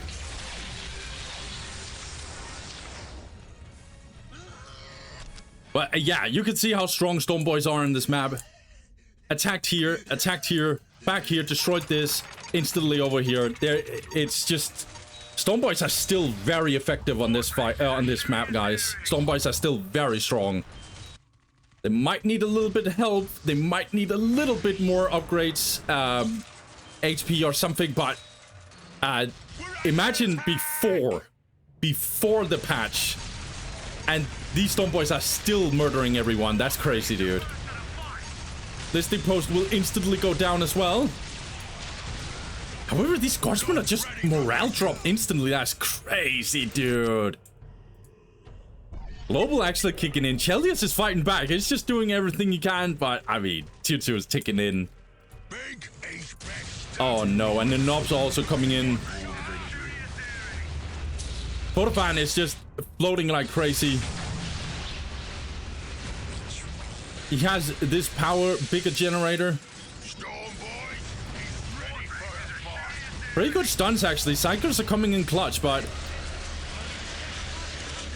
Yeah, there's just nothing Chelios can do. He lost his guardsman squad completely wiped. That's absolutely terrible. If he wants to also get grenade launchers, that's a whole squad he needs to reproduce. Wasn't able to fortify his locations. Yeah. And now look at Kodofan. Look at him go. Guardsman just dying 24/7, getting bounced around, getting bashed, getting murdered. There's absolutely nothing Chelios can do. He is 67 to plus 20. And even the take it hold. What an absolute... Yeah, this is a very heavy performance by Kodofan. I ain't gonna hold you. Yeah, now the bigger fighter bomber is getting in. It's GG basically, and he calls it. Gonna have some deleted buildings as of now. It is what it is. So, couple of things. Chelios actually had a decent early game until he like threw away his command squad and his guardsmen just got wiped. That was crazy. It's actually kind of crazy to see how Kotofan just like, yeah, just killed him and murdered him. It didn't even feel like Kotofan had to do much. Chelios just completely gave him all his units basically and took some fights that made no sense. He should have fortified his positions way better. Get some mines, get some infantry command and stuff. Because what Kotofan is doing is just going super offensive. He's going all in on tier 1.5 that got heavily nerfed. And you can see tier 1.5 is still really powerful, but it means that you are delayed in tech. 100% you're delayed in tech. And your tier 2 will not have the same amount of power either, because you are using all that power in tier 1.5. So it's like, it's kind of an awkward position for Kotofan if he cannot break Chelios. So Chelios needed to focus more on defending his base better. I would assume that he would have needed some mines, maybe needed a infantry command on this place, or at least this one, so he could have gotten back and forth and defended his base better. But it is a hard map, and I must also admit I am not sure how this map actually got approved by in this matchup by Chelios. He should never ever play this map against orcs. It makes sense against, for example, Space Marines or other races that doesn't have the best mobility, but orcs has some of the best mobility. So yeah, let's hope that Chelios has a better map, because I saw some moments where I was like, okay, Chelios can fight back, but Kotofan is fighting. He's a very strong player so far. Let's see if he can finish his food, or he's gonna have to get at game 3. Let's get it. Game 2. All right, guys. So for game 2, we got Battle Marshes. Chelios has his loser pick, and he goes for Battle Marshes. Very good pick, I think. I think Aaron Beast told me that he really likes Battle Marshes personally, and he just thinks that he can defend very well on this map, and it's easier to move around on this map if you have the correct cap order and stuff. So we're gonna see what Chelios is gonna cook. Chelios, he's gonna go for 3 guardsmen, so he's gonna go the same opening as he did last time. He's gonna go for 2 guardsmen, a tech priest, and then a 3rd guardsman. Will go for the infantry command on a very outer point. I'm not sure. I think this is a little too far out, but it is what it is. He's gonna build the infantry command, and then he's gonna get the plasma generator. On the bottom side, we got Kotofan. Kotofan, he's gonna go for the same opening as he did last game as well. He's gonna go for 2 Slugger Boys, Gretchen, Shooter Boys, the Boys Hot, Generator, and obviously also going for the Big Mech. Classic opening. I am almost tired of saying that opening, because orcs literally did that pretty much every single game. And I think the meta will slowly change to have more wall banners. Not because orcs want to, but probably because they have to. Generator does get built. So looks like Kotofan did the classic orc cap order on this map. Does instantly capture this point that is very exposed and goes to the relic instantly. Meanwhile, the other Slugger Boy squad will capture the 2 behind points, and this Shooter Boy squad will take this. This is classic orc cap order on this map. Looks like Chelios is going in with the command squad. Hatching some of these Slugger Boys. Shooter Boys gonna get a little bit into a fight. They're gonna win this fight, obviously. What do you want? What do you want? Big Mech gets out. Slugger Boys does get denied. Nicely done by Chelios. Does kill a Shooter Boy, actually. These guys will get morale drop eventually. The guardsman, that is. Does actually get some good damage, Chelios, but he's gonna lose this fight eventually. Now it's gonna be morale drop. And in comes the Slugger Boys as well. 56 to plus 10 for Chelios. He is getting his points, but he needs this listing post. He's investing too much in his army, I think. Once this fight, he's gonna get into the bunker. get in with the command squad immediately so he can fight on the other side. Meanwhile, where's the Big Mech? Big Mech is gonna get in here, maybe actually get a capture, but the Big Mech shouldn't be here. He should be on this side. What do you want? The boss? Who's getting shot? Kordovan is getting in deep. He want to kill this Tech Priest. He's gonna succeed. Tech Priest does go down. What do you want? But who's caught with who? Now, actually, Chelios is in such a good spot, actually. He's gonna be able to kill all these orcs, actually. Yeah, and the Big Mech is in such a weird spot, dude. What an absolute tragedy for Kordovan. Kordovan, you're probably losing all your units, aren't you?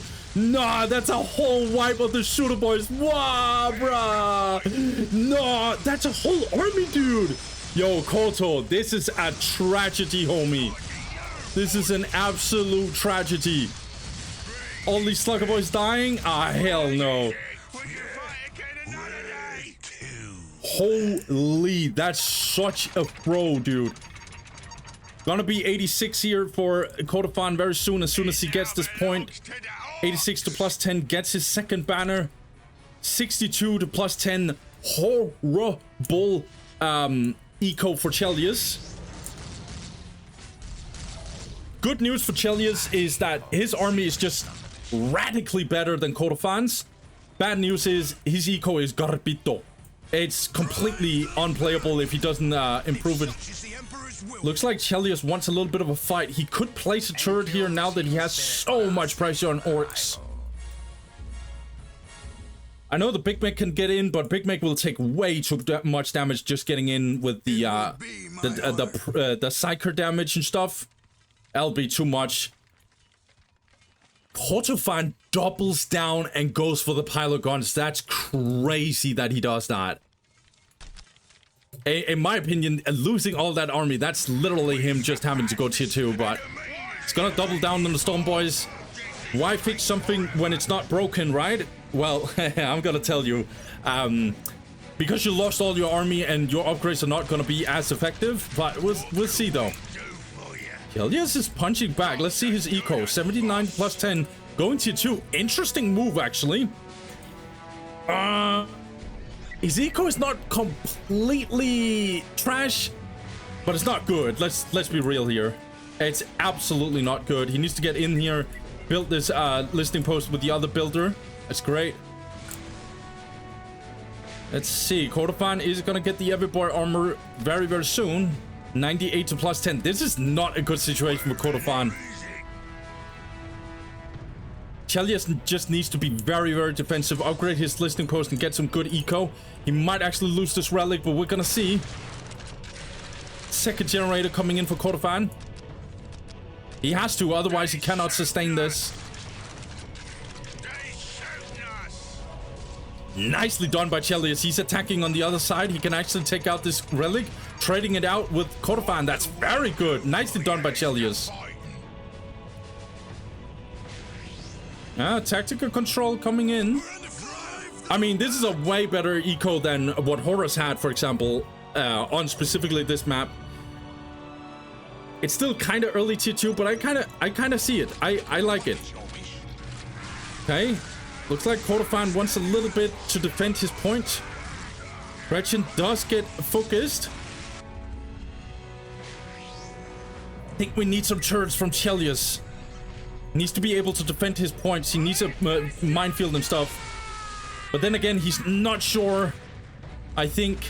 But he sees Kordovan going for Stormboy, so I would assume he needs some more defenses. Chelios is probably gonna lose this listing post. That's a shame, man. Does get the priest, gonna get this tackling resolution.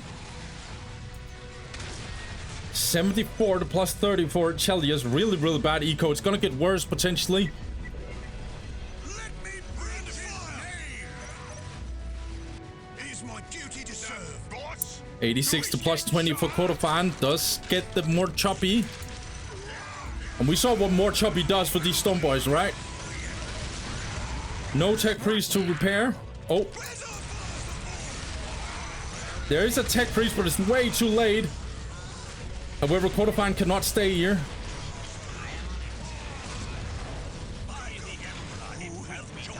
Yeah, now Chelios is in this really bad spot, in my opinion, for no reason. Damn. Cordofan he's very effective. As soon as he gets Stormboys, he can do some stuff with Stormboys. 98 to plus 24, Cordofan. That's really, really good. That's a good eco. There's no signs of tier 2 just yet. But Chelios is getting, or he already has the weapon specialization, so he's gonna absolutely murder these orcs if Cordofan stays in tier 1.5. Yeah, and therefore he goes for the war banner. He knows. Stormboy speed boost.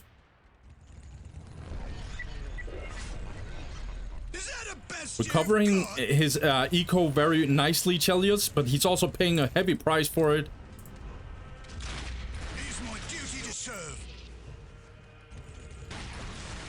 Oh lord, look at these guardsmen just very much just dying, potentially getting out. Okay, good.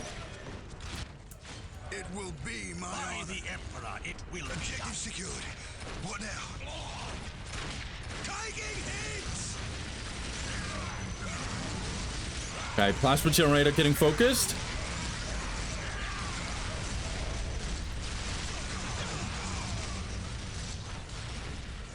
Thank you, machine spirit, for our safe arrival. I will walk now. I mean, Chelios has the better army, but his economy is so bad that he's gonna get outproduced by Cordofan very, very easily.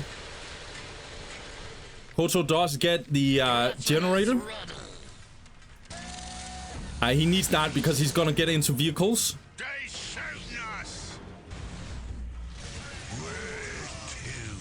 Does secure this, nicely defended by Chelios. Yeah, and in comes Cordofan once again. He's gonna destroy this plasma generator easily. Oh, look at this damage. This damage is still disgusting to watch, dude.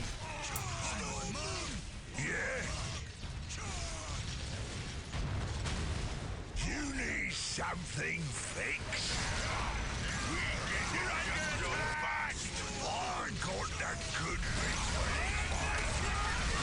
LP2 getting destroyed. Cordofan just keeps on going for the eco. He knows this is where his advantage is, and in comes some war tracks. Oh no! We're gonna get the sandwich here! Jumping in with the Stormboys, jumping in with the Slugger Boy as well. Gonna get more war tracks as soon as the bomb chucker gets in. It's gonna be a nightmare. Chelios is gonna run for his life. Command Squad is gonna try and get in and see if he can bounce around some of these melee units. Oh, that's a lot of guardsmen dying, but not too many, I think. Not too many, I think. Chelios is still in the game. It looks really, really bad for him, but he's still in here. Gonna get the mechanized command. That's good. I would have liked him to place it here so he can defend this area easier. Chelios needs to get back. He saw what this army was. He cannot stay here, right? He cannot stay here, right?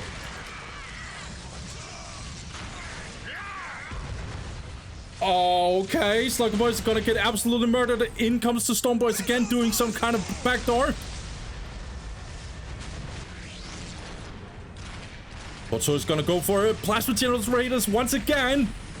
Again, just keeps on going for the Achilles heel of Chelios. The Chelios heel, I guess. Oh my god, bomb chuckers. Even though they got nerfed, nah, this is really disgusting to watch. And look at this vehicle nerf that just dropped in here on these wall tracks, or on these plasma guns. Very, very effective now. The nerf is really kicking in here. And in comes the Slugger Boys.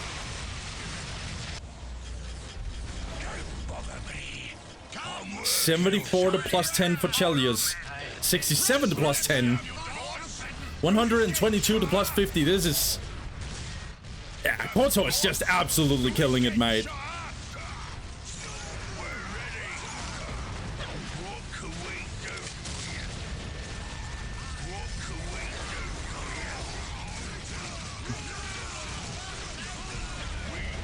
Yeah, look at this.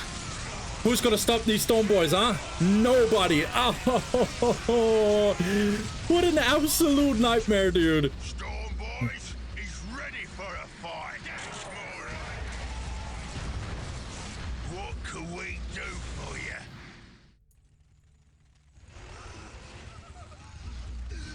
At this point, it cannot be recaptured. Chelios is just gonna keep on going. It's gonna keep on trying. But his economy is just garbage, dude. It's just unplayable, dude. Is that the best you've got?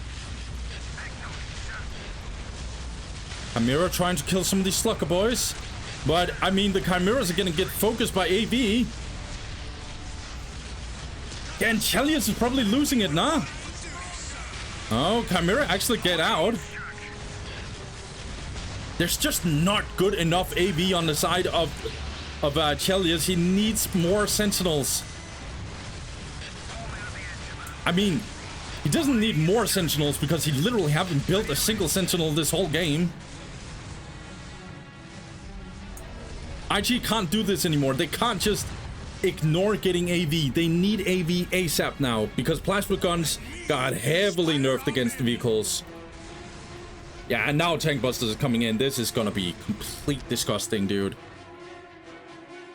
Both relics are in Kodofan's control. He got both critical locations, although he's losing one. Chelios trying to regain his map. I think Kodafan could just... Yeah, he is tier 2. Or tier 3, I should say. Or, well, he has the 75 population cap. He still needs the Orky 4. Jumping in with the Storm Boys. Good stun on these war tracks. Keeps on stunning.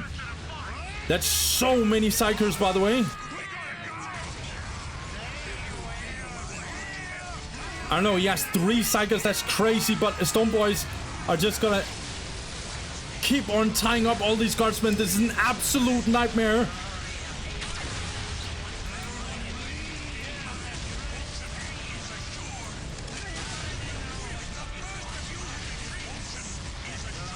Yeah, this is completely unplayable for Chelios.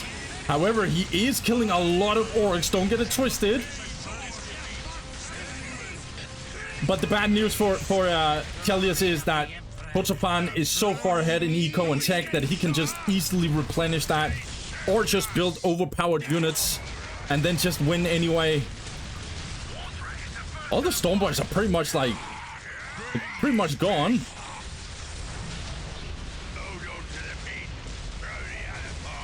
Nah. We need Sentinels, Chelios. I know you don't have eco, bro. I know you're on tight budget, but you need Sentinel. But then again, he doesn't have any generators. This is crazy, dude. He cannot do anything, dude.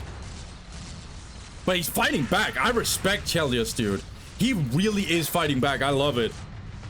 And Kotofan is not clean. He's making mistakes. He's making a lot of mistakes, in fact. We can talk about that after the game. Oh, one Storm Boy squad with 2 members. Chelios is actually fighting back. I like it. Kotofan is not okay. He's going for the killer can. Let's go. Okay, good luck killing this killer can now.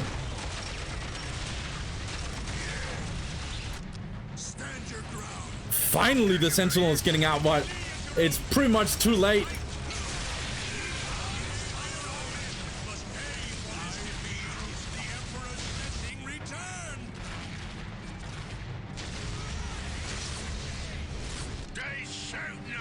Yeah, Orky Ford coming in. Look at this killer can. Vehicle high armor. You can really feel it. And even though the Sentinel is coming in, it's getting focused by a lot of other AV stuff. However, that was really nice. One war track actually went down, and this killer can is taking too much damage. Cannot tank it all, though.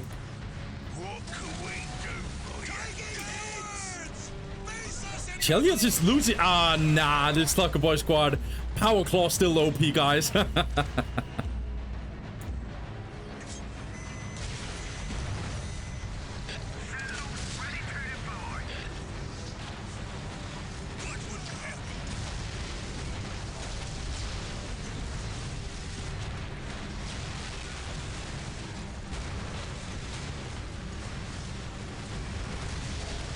Yeah, Warband is actually getting destroyed.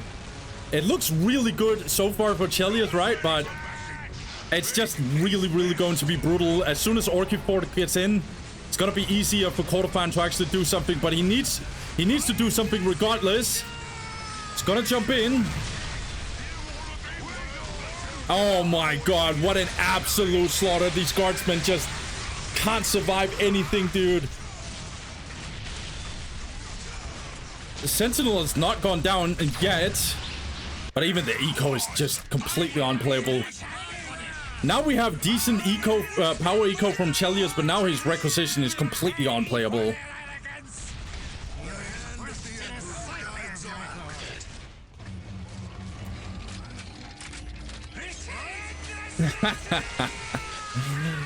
Not a bad move from Kordofan.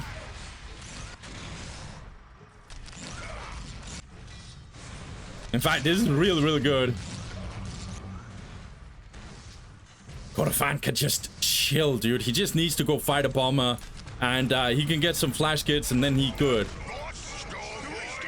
Keeps investing heavy in this Stormboy squad. It's fully reinforced. What the hell, bro?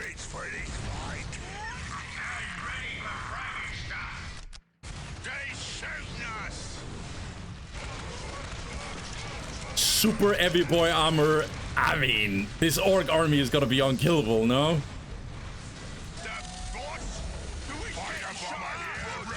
More and more plasma generators just getting destroyed.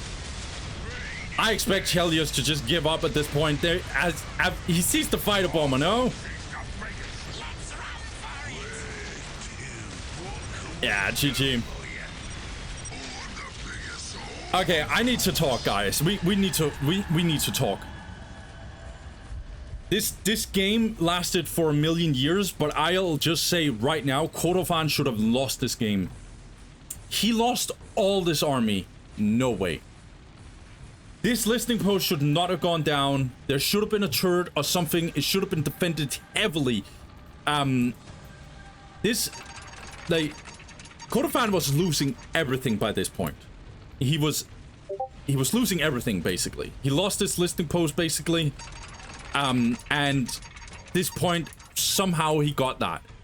There should be mines. There should be something. It should be way easier to bunker up. There should be an infantry command. This map, you need to defend against orcs. A lot. And you can do it relatively easy on this map. So it was not good. This was not good that Chelios threw the game like this, because Kordofan, he doubled down on tier 1.5 for some random reason, and he should have lost. He should have lost completely, but he didn't.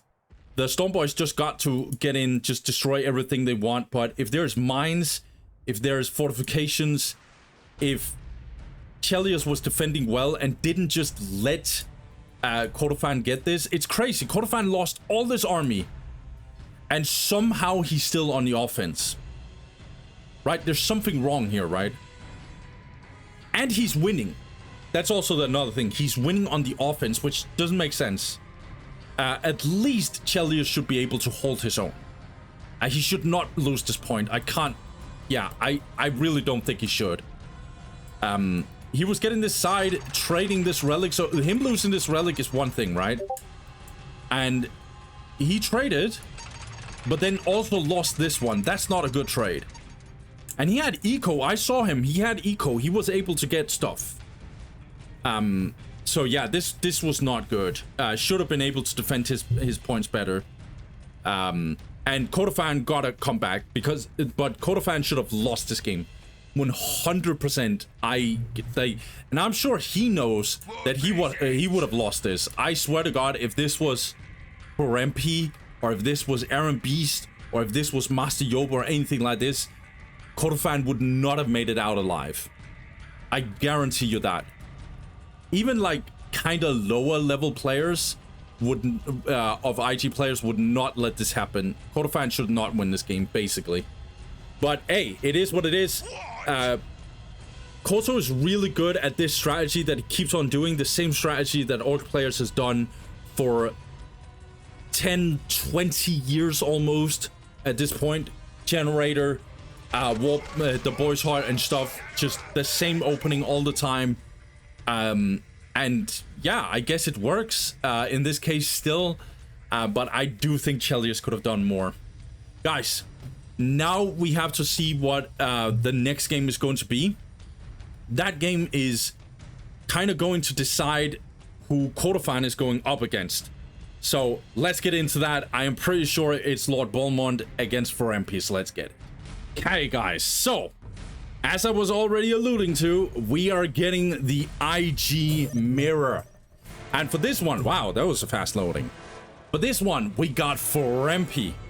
I'm gonna call him 4MP because I think this is what he's known for in the Discord. Because I cannot pronounce this. 4MP starts on the bottom side.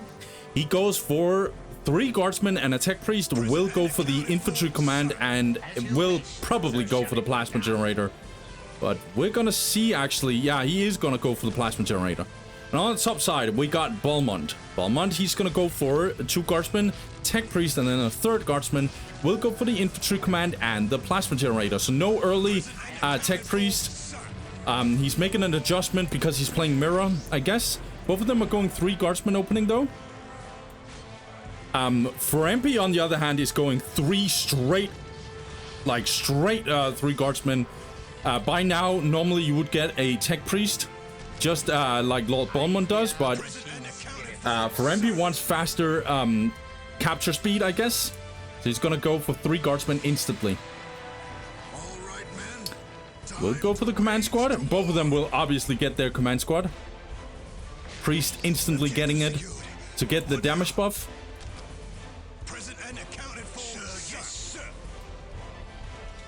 Let's see here. So, on paper, 4MP should absolutely be the favorite here. He's consistently top 5 on the server 24/7 as an IT player, but I would say he's just as consistently top 3. Gonna get in with the command squad, gonna focus these guardsmen. Guardsmen are definitely gonna take some damage, and Balmond needs to get out. This is a brutal push, and Balmond is not reacting whatsoever. This is probably a whole wipe, in fact. Okay, not entirely. Balmond is gonna do something very similar, but he's coming too late to the party. This listing post has already been built. 4MP instantly captured this point. Lord Balmond is trying to destroy this post, but it actually got finished.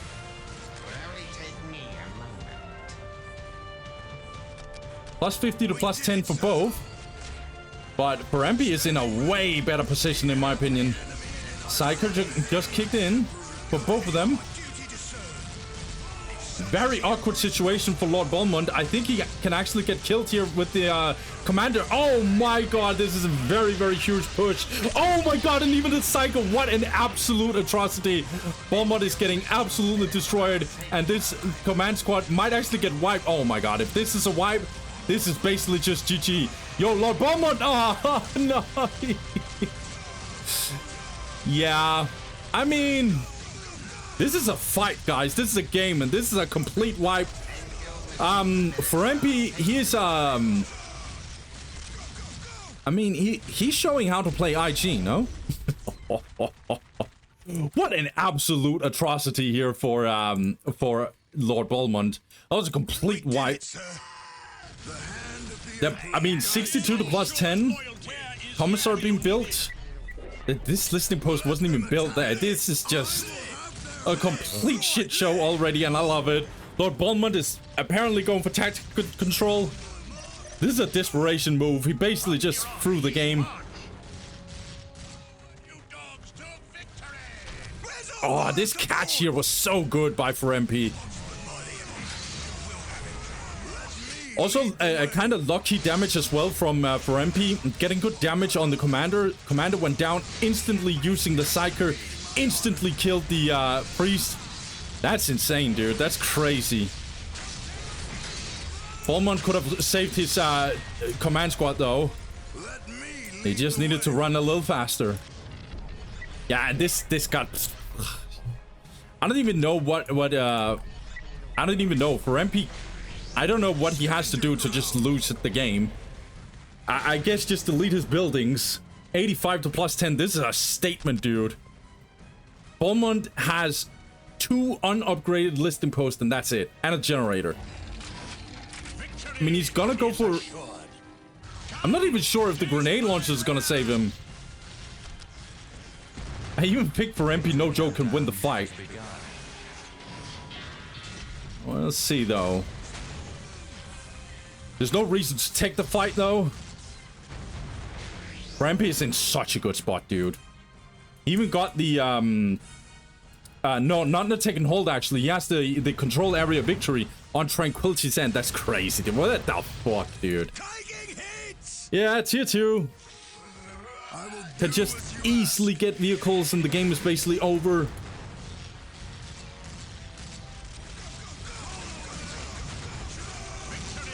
MP is gonna get in, do some damage. Balmond needs to run.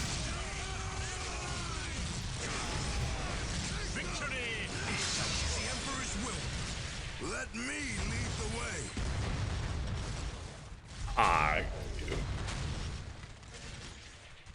Thank you, machine spirit, for our safe arrival. 40 plus 20 for Balmond. He cannot play on this eco. I know he's going tier 2. I know he's going tier 2. But this is just... This is even worse than what Horus did against him. This is even worse economy for tier 2. I mean, vehicles just needs to be built for MP. He's already tier 2.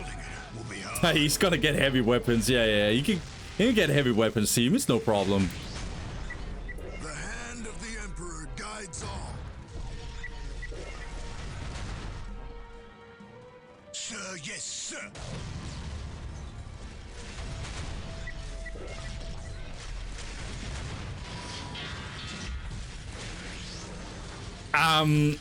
Normally I'm not the type of guy who's like, yo, you need to say GG, but this is one of those games where I'm just like, Balmond is GG.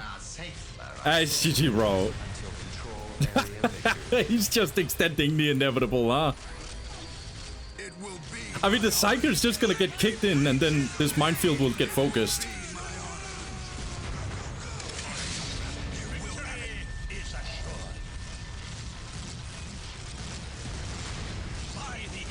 Guardsmen are gonna take some damage. There's no tactical control on the side of for MP.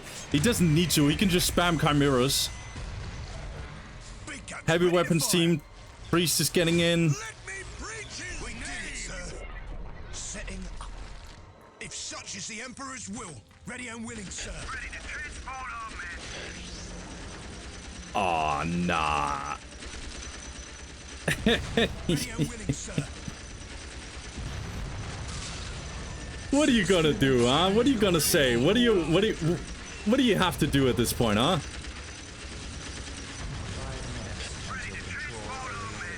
We might get a control area victory on this game.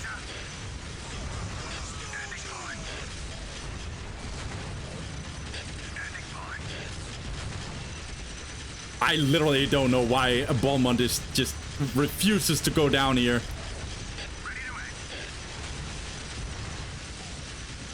His economy is plus 50 to plus 20. It's no good. Where's our fire support? By the Emperor. As you wish, so shall it be done.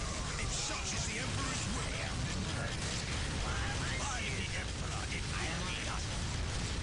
I don't even know what to tell you. I'm just waiting for the GG, guys.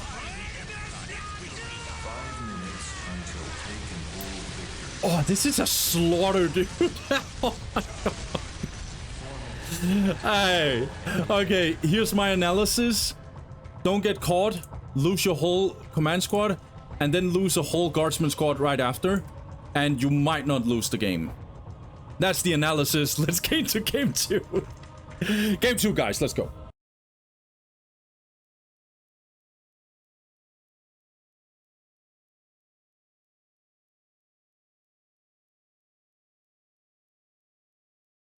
Okay, guys, so since we didn't get our second game for MP versus Lord Balmond, we now get a little spoiler and now realize that for MP did in fact win that. To be fair, that first game was an absolute tragedy. And yeah, for MP is clearly moving on. It was a 2-0, I can confirm that. And this means that we now have our quarterfinal. And that quarterfinal is going to be for MP versus Kotofan. Speaking of the respective players, let's go on it. We got for MP, starts on the left side. He goes for 2 guardsmen, a tech priest, will go for an infantry command, and most likely a plasma generator. On the right side, we got Kotofan. Kotofan actually, interestingly, goes for a wall banner. So he switches it up completely. He's still gonna go for shooter boys, so he went for slugger boys. 2 slugger boys. Gretchen will go for the boys heart and will go for the wall banner as well. And shooter boys and will go for the big Mick. Very, very, very interesting choice by Kotofan. He does this because we're playing on Quest Triumph. Quest Triumph is one of the few maps where you can actually start wall banner consistently. Maybe not super consistently, but I think in this meta you can definitely do it. Because it's one of the maps where you have to contest the map a lot. And we can already see that. In comes Kotofan, he's gonna focus these guardsmen. Will instantly deny the area. Kotofan did decide to go for 3rd guardsman, so there's no commissar on the side of for MP. For MP is gonna push back. Good harass by Kotofan, actually. He gets out. For MP is not a player you mess around with. I would say for MP is actually favored in this matchup. Especially after the changes. Hey, Koto looks like he wants to fight. I think the Big Mick is coming out soon. For MP must be smelling out that a Big Mick is on his way. Yeah, and in comes the Big Mick. In fact, he's gonna focus this command squad. It needs to get out. Command squad, that is. Keep shooting these guardsmen. This is really good from Kotofan. Speaking of him, he's also starting to get more and more his map. He's gonna try and capture this outer point. Meanwhile, we have a back and forth over here. Looks like the Slugger Boy squad actually got wiped. That's really not good for Kotofan. But so many guardsmen almost got wiped there. Good that the command squad actually got in and tied him up. But look at this Big Mick just not messing around. Absolutely murdering this command squad. And speaking of murdering, this guardsman squad is gonna get wiped. That's an absolute tragedy. Kotofan is going super, super hard. This command squad is absolutely getting murdered. Trampy is absolutely getting murdered. Yeah, and he doesn't have eco to actually get this LP either. Like, oh no, and now he's upgrading this listening post desperately. He did not expect this wall banner opening, I assume. Wow. Damn, that's crazy. Trying to repair this area, but Frampy completely, like, he can't even build this point. Yeah, this game is toast, isn't it? Yeah, Frampy's just like, nah, hell nah, bro. We're not doing this. Oh my god, what a slaughter. Yeah, Frampy definitely got surprised by Kotofan's way of playing here. Because when you start seeing shooter boys just getting reinforced like crazy, time to back out. It's time to back out, because it just means that this guy went wall banner, which is worse for his tech, because he cannot get better eco, and so yeah, just macro wise it is a problem for Kotofan to go this wall banner, but it is absolutely going to give him the opportunity to fight hard. For MP, I don't think he realized in time, or he wanted to do as much, like he wanted to fight Kotofan. I've done this as an IG player against an orc player that went wall banner, and I realized, damn, this is really hard to win now. I've said several times that this matchup is favored towards IG before the first banner, but it doesn't matter if the banner gets built instantly, you know? Yeah, that was well played by Kotofan. He absolutely caught off guard for MP. Another thing that for MP did, which I think was kind of problematic, and some of it is a little bit luck, is also he went into the shooter boy squad and the Big Mick absolutely slaughtered the command squad, like completely murdered him. And when the Big Mick just hits every single hit, he deals crazy damage. And so the command squad was basically dying. That was a whole wipe of the guardsman squad. And you saw how Ferempi just tried to overly invest into his guardsmen, and it literally meant that he couldn't build LPs. So that was brutal. That was absolutely disgusting. Well played by Kotofan is smoking, dude. Like, he's actually really going in my opinion. And he's playing really well, but I think Ferempi will bounce back. Oh, I don't know. Every time I think that Kotofan is gonna lose, he's like still just murdering people. Ferempi can do better than this. Let me just put it this way. Ferempi can do way better than this. So let's just see. Game 2. Let's just take it there. Game 2, guys. All right, guys. So Game 2, it's up to Ferempi if he's going to bounce back. Kotofan has been absolutely unstoppable so far, and Ferempi, he needs to win now, otherwise he's going to not be able to move on, and he's gonna go down in the loser's bracket. But we'll see. Speaking of the man himself, Ferempi, he starts on the top side. He goes for 3 guardsmen, will go for the tech priest, will go for the infantry command and the plasma generator. On the bottom side, we got Kotofan. Kotofan, he goes for the same opening that he did last time he played on this map. He's gonna capture this outer point instantly. So 2 Slucker Boys, Gretchen will go for the Boys Hut and Generator. Obviously, we'll go for Shooter Boys and the Big Mick. Again, interesting that Ferempi chooses to go for 3 guardsmen instantly, instead of guardsman, tech priest, guardsman. But I mean, there are many different ways to skin a cat, I guess. But I have a feeling this is a little bit less efficient. But then again, Ferempi is a very, very powerful IG player, so I don't want to question him too much.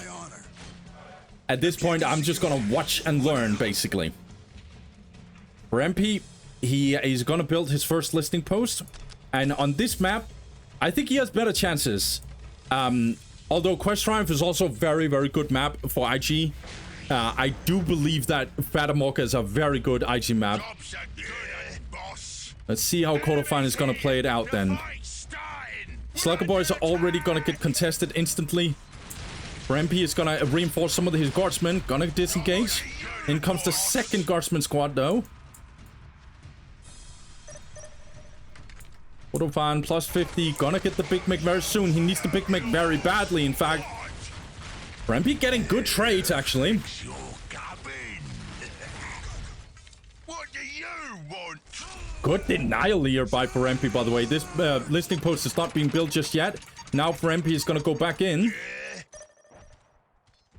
Kotofan has to constantly defend this area. Meanwhile, Ferempi is actually able to capture his map. It's a little slow because he's not building listing posts because he's investing so much in his army. As I said, Orcs is very vulnerable before the first banner. IG can do some very nasty damage on certain maps, and I think Fatamorca is one of them.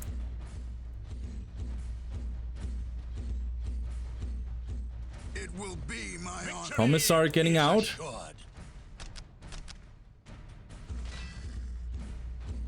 And Ferempi will engage again. Kotofan will not be able to just get this up easily. He needs a banner, but he goes for a generator. This is a ginormous mistake. You hear me, Kotofan? This is a huge mistake. And Ferempi is not gonna mess around here. Let's see. Ferempi is gonna go in. He's gonna knock away some of these shooter boys. Everything is being thrown at Kotofan now, and this Slugger Boy squad got absolutely murdered. Guardsmen are gonna take some damage though. Gotta have to disengage. This is a ginormous mistake. Not going for the banner is hella greedy in my opinion by Kotofan.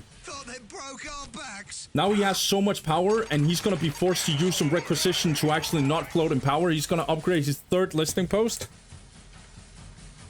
And yeah, I mean, he is getting away with it, I guess, but he lost the Slugger Boy squad. He's gonna lose the whole map now. He's not gonna be able to capture the whole map whatsoever.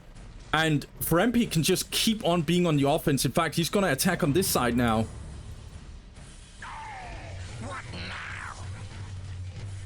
The winner of this quarterfinal here will go up against All Seeing Eye, just to tell you guys what's on the line. Both auto critical locations is getting captured by Ferempi, but he does manage to actually defend his way out of it. Gonna go for the pile of guns, but tier 2 is coming in for Ferempi. See, Ferempi has questionable economy. Good denial here. Ferempi needs to run.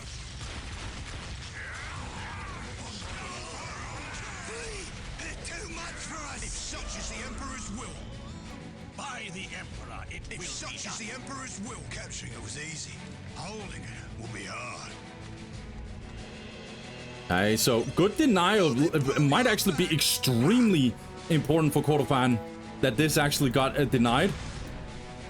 In comes the Storm Boys, but Storm Boys are really going to struggle a lot, I think.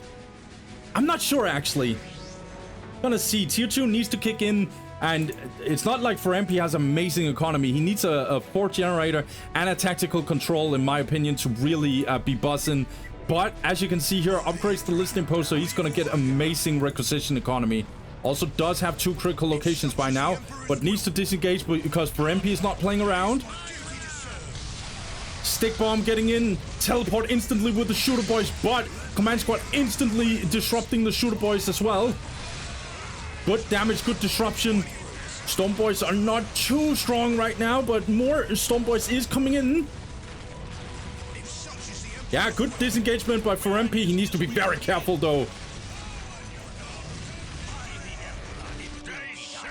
And as you can see now, Mechanized Command, that's such a good choice by Ferempi. Good morale drop, though, on the Shooter Boys as well. Ferempi is actually taking this fight. Interesting choice. Might actually be able to take it. In comes the Execute. That's some really good damage on Kordofan. Loads of damage being dropped on these guardsmen, but damn. Oh my god, this command squad, dude. Oh lord. 110 to plus 20 for Kordofan. He has amazing economy. He has amazing economy, but he's gonna stay here in tier 1.5. Meanwhile, there's Chimeras on his way.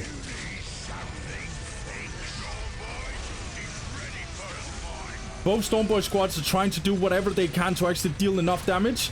Ferempi is going to realize now that he needs to disengage. He cannot go deeper.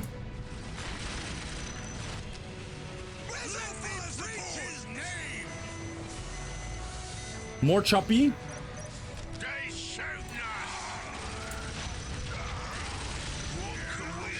Kordofan is going to try and bash it out on this listening post. He might actually be able to take it down. Ferempi really badly needs to make sure that he's not going to get this easily. Okay, command squad very low, actually. Gets in very well. Nicely done. Good defense by Ferempi. Let's see, Kordo, he needs that tier 2, I think. Yeah, he's going to get the war banner. He has amazing economy, right? Amazing. You just don't have a good tech. And now this Chimera will get... Oh, no. Kordofan, you need to do something about this, homie. Okay. And Kordofan's answer is, okay, no problem, Dossie. I'm just going to go in and fight. But I think Ferempi is going to take this, nah? Now, let's see. Now more Choppy is kicking in. Ferempi not focusing this war banner is kind of a mistake, in my opinion. This is a very awkward position by Ferempi. Good destroy of this LP. Kordofan just keeps on going. It would be absolutely detrimental if this war banner went down, but it doesn't go down just yet. Slugger Boy squad is very low. It is gonna get wiped, I think. Does get killed, actually. That's crazy. Nicely done. Again, Ferempi is just losing everything here, and Kordofan not giving an F. He's just gonna go for the eco. He's just gonna play Orcs just like that. Classic Orcs, isn't he? 110 to plus 20 for Kordofan. 92 to plus 30 for MP.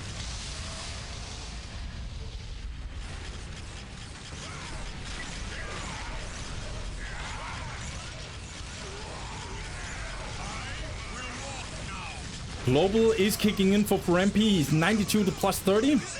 Meanwhile, 110 to plus 20 for Cordofan. This game is not over yet. Shooter Boy's kind of getting caught off guard. It was absolutely crucial that this banner didn't go down. Cordofan just doesn't give a damn. Where's them generators? Yeah, he's gonna destroy this as well, I think. Oh my god, the priest knockback was so good. But the generator will go down for sure. We're under attack. Yeah, Mech Shop is coming in. Honestly, a Cordofan, even though I am not a fan of the way he plays, and he just doubles down on this playstyle here, you know what? I respect it, dude. He's very effective at it, don't get me wrong. However, this war banner will 100% go down. There's too many chimeras. Even the guardsman going in melee with the priest. This war banner instantly went down. Tank Buster is trying to get in. See if he can actually destroy some of these chimeras. Nasty stun hits both of the chimeras. Yeah, this is an absolute tragedy for MP. One chimera goes down. The second one will probably go down as well. MP tries to do everything he can to actually survive this. Second chimera went down. Third one will go down as well. If MP is unlucky, he's self-pathing a little bit. It would be an absolute tragedy if he lost his chimera as well. Doesn't lose it. At least he gets out in time. Okay, let's just adjust here. This is a back and forth. 124 to plus 40 for MP. Amazing eco. No tactical control. He just went for mechanized command and will go for the Hellhound. Not gonna lie, this might not be an atrocious idea. And Cordofan, 110 to plus 20. He needs more power. I know he has a lot of power float, but he needs more power in order for him to actually sustain this vehicle push. But he also needs the war banner, which was crucial that he lost this. Storm Boys are just absolutely getting murdered. Good defense by MP.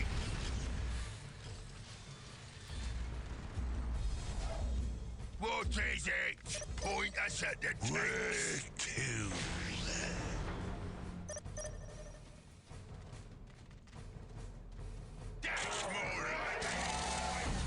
War track. Who's getting shot up? Chimera is an interesting, or not Chimera, sorry. Hellhound is an interesting choice.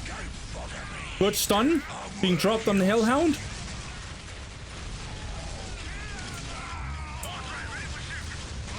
Jumping in with the Storm Boys. This Hellhound will go down. It's absolutely, it just did absolutely nothing. What a crazy fight we have here. Now Storm Boys are going to chase for MP. For MP needs to run. I think this is way too much, I think, for him. Good stun on this war track, though. Chimeras are having some fun. These Slugger Boys are definitely going down. Apparently, they're not taking damage as of now. But looks like, actually, for MP won this fight. Now, Storm Boys cannot stay here, apparently. No, Cordofan just chooses to go for eco once again. Nice, and this Chimera also goes down. This is a good game so far. Sentinels are kicking in though, so it can actually deal with the war track. Rampy will not let this go. He's gonna see if he can keep on defending his base. He has been defending very well so far. He has the global. He needs more power though, because his power eco... oh, no, wait, sorry. His power eco is great. That was Cordofan. Speaking of Cordofan, he needs more power. Where is that generator? That's the third generator? Damn, dude. In fact, for MP's eco is a bussin', dude. Has the tactical control now, so he gets good upgrades for the guardsman. Rampy keeps on having good control over the critical locations. That's also crucial in this matchup.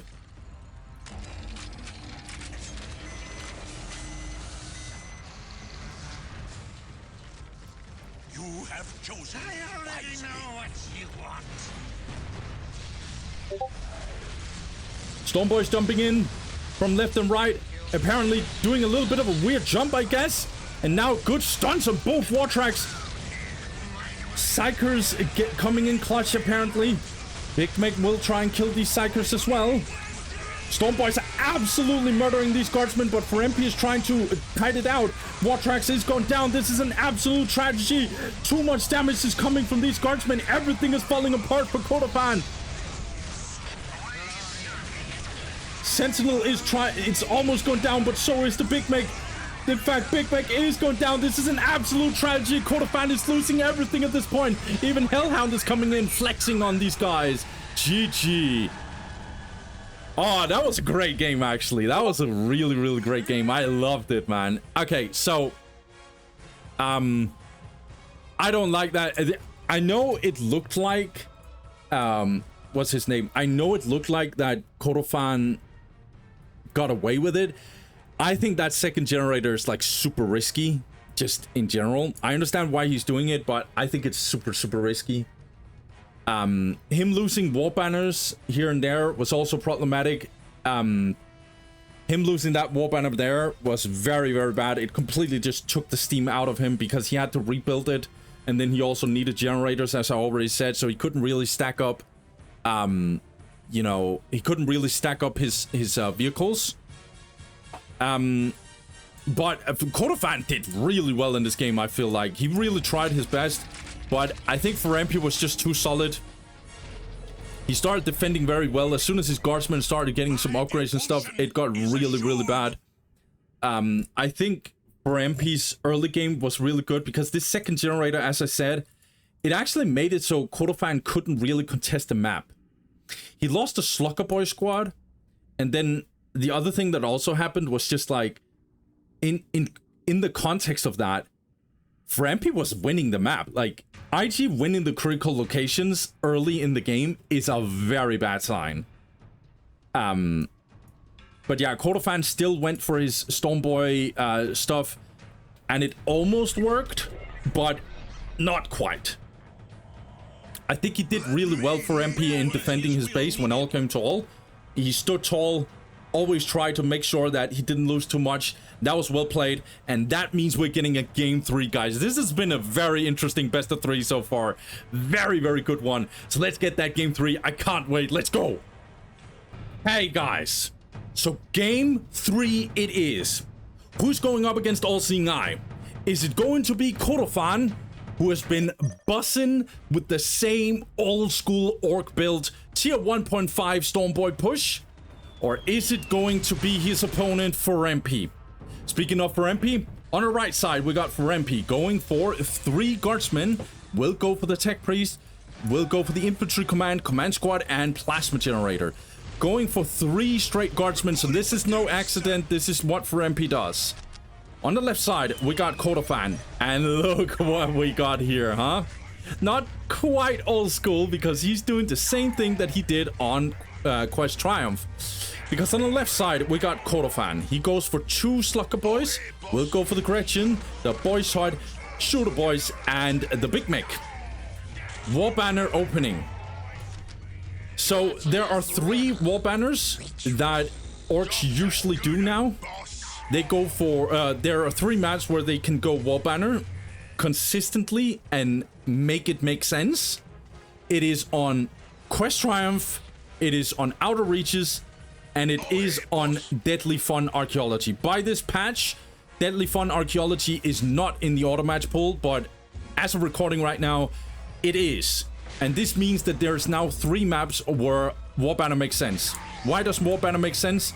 This map has uneven points, it's very contest heavy, and there are going to be some brutal fights just because of how the map is built. And so War Banner is absolutely crucial to get. If MP does not make the same mistake he did last time, where he just fights head-on orcs, he can easily adjust to this. But if he doesn't, Kotofan will absolutely catch him off guard once again. Let's see, MP is gonna go in. He's gonna attack on this outer side. Priest just kicked in. And now in comes the Big Meg. He needs to teleport in here. He wants to defend this area immediately. There's ain't no way that he's gonna lose this listing post.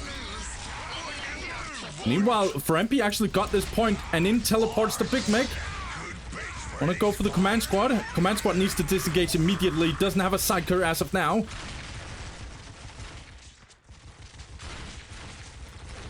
Alright, nicely done.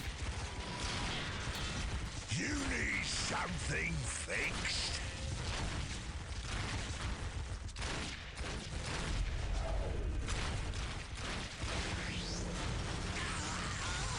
Okay, so looks like Codafan actually wants to keep on going. He has the wall banner opening. Oh no, this is a tragedy for MP. Don't do this again, mate. Don't do this again. Oh lord, this priest almost goes down. Nah, he survives. Okay.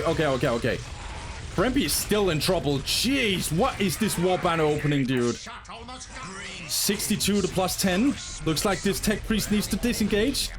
74 to +0 for Codafan.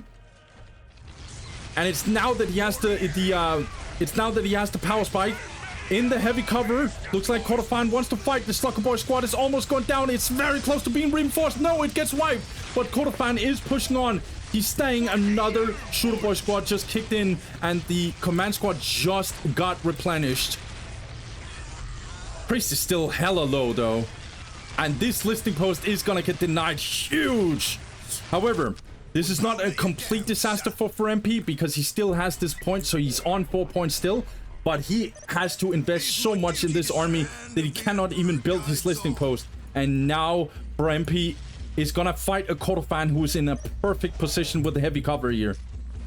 And he's exposed on the other For MP is out of position in my opinion. Gonna go for a base race, I guess, but he's not seeing it coming, I guess. +80 to +10 for Codafan. He finally got his first generator. He's gonna upgrade to get some better eco. Slugger Boys are gonna get caught off guard. In fact, that's a wipe. That's really, really bad. But we're gonna get another good decap. And this tech priest goes down as well. Yeah, he's not gonna survive this. Oh, this is a dog fight. Let's see what's going to happen here. For MP is gonna have to fight in this heavy cover, I think. It's now or never. He cannot have Codafan in here. A priest is very low though. Yeah, the priest is gonna go down. This command squad is not as useful as it wants to. And even the Gretchens are coming in. Codafan is not messing around. Gretchens are gonna get killed though. But I think it did its thing actually. For MP 62 to +10. And yeah, this command squad is gonna go down. The priest cannot get up in time. The command squad is gonna go down, and that is an absolute tragedy. Everything for MP is throwing everything it got, and the kitchen sink. Shooter Boy squad is almost going down. In fact, that's a wipe. The second Shooter Boy squad is now gonna get focused. Big Meg is gonna get in, trying to go melee against these guardsmen. Will also kill the guardsmen very, very easily. Now Tech Priest is coming in for MP. He's like, okay, I can do that too, mate. Let's see, Codafan, what are you cooking? Yeah, so he's gonna go tier 1.5, gonna get the pilot guns, has 2 wall banners and also the generator, so he is able to get the upgrades now. Will go for the Storm Boys, I assume. No, he's gonna go for Shooter Boy mass. Well, he can transition into some Storm Boys now. He is for MP. Let's see. Second plasma generator is being built. And he's going tier 2. He is going tier 2, but his economy is atrocious. Tactical control is badly needed. Looks like for MP, he's gonna try and fight it out, but this Tech Priest is gonna go down, I think. Yes, the Tech Priest gets absolutely obliterated. Man, Codafan is not playing around. Now he's gonna jump in. Codafan, aka ACC, he's gonna go for the head. Stick bomb is being dropped, 15%. You can see how much that 15% did, huh? Yeah, Guardsman squad is gonna get wiped. Oh, no, it's not gonna get wiped. Getting straight into the listing post.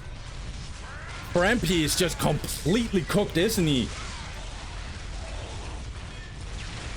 Look at this army from Codafan. Dude. Bruh.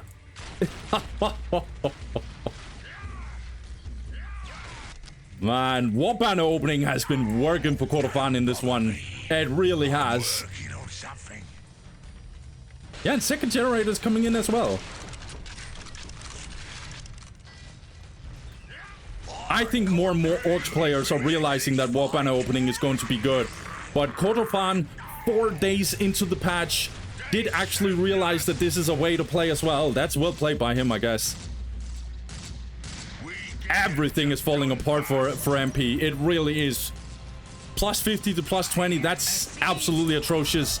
I know he's tier 2, but I mean, come on.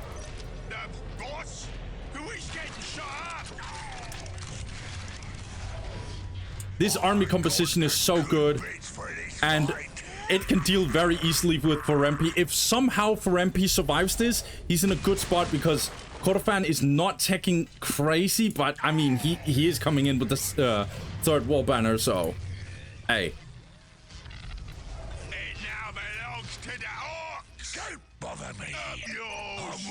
So 3 strategic points for MP. 3. And MP is just gonna get absolutely slaughtered here, I think. Listing post is gonna get finished. I think the tech priest actually got in there. That was like Speedy Gonzalez kind of move here by MP. No relic. This point has been several times. Oh my god, is MP going in? I think he's going in. And nicely done. He goes in melee like crazy. I love it. Okay, big shooters kicking in for Kordofan. Needs to disengage. It's a lot of damage being dropped. From behind in comes the Stormboys as well. Stick bomb being dropped. Going in melee against these guardsmen. MP want to take the fight, I guess. I'm not sure he can win this. There's so many orcs. Yeah, no tactical control either. Oh, ho, ho, ho.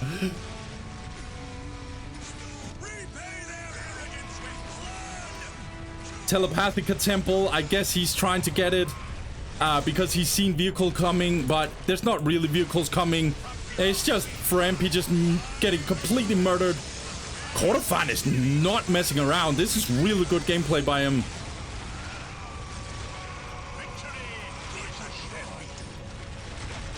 Yeah, now the plasma generator is going down. I think Kordofan is gonna go over and get a good matchup against All Seeing Eye because I don't know how MP can make a comeback here. MP is gonna try anyway. He's gonna go in melee with the priest, I guess. Psychic can get in, get some morale drop, but I guess this is just MP just throwing in a Hail Mary, hoping that he can do something, but everything is falling apart. He has nothing left. Everything is just dropping. His units are just getting crumpled, and I think just this game is over. This game is completely over. It's GG. Kordofan is absolutely taking it. MP is saying something in Russian. I don't understand what he's saying, but he can't be happy. 110 to plus 20.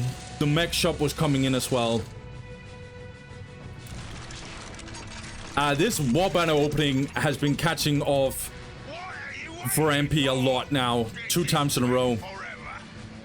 MP didn't really have an answer for it. I think, again, his command squad just dies. His priest just got way too low. He needed to disengage as soon as he realized, because I think at this point, he saw that the shooter boys was like reinforced a lot. So at this point, I would just be like, damn, I need to get out of here. Because MP had a good situation, actually, because he had this point uncontested and stuff, just completely. So he would have had this point, this point, this point, and this point. So you would have had 4 points. That's at least baseline eco, right?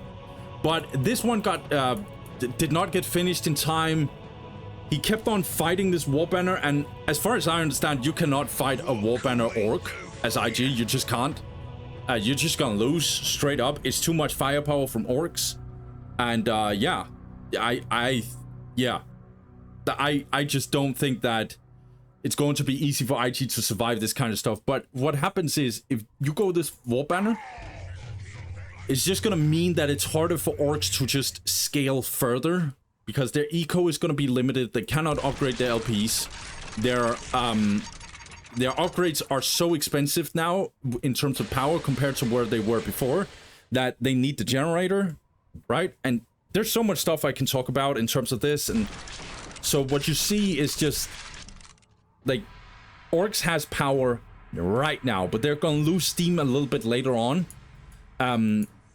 But yeah, for MP, I kind of felt like he fell for the trap again, but I'm not sure. I think it was conscious for him to try and fight this out. But yeah, well played to, I guess, well played to Cordofan. He absolutely goes in and he's relentless, man. So even though All Seeing Eye is definitely supposed to be the favorite, I don't know, Cordofan is not messing around. So we'll have to see though. But this, guys, was going to be the last game. So guys, without further ado, thank you guys for watching. Have a good one. I hope I see you in episode 3. Peace.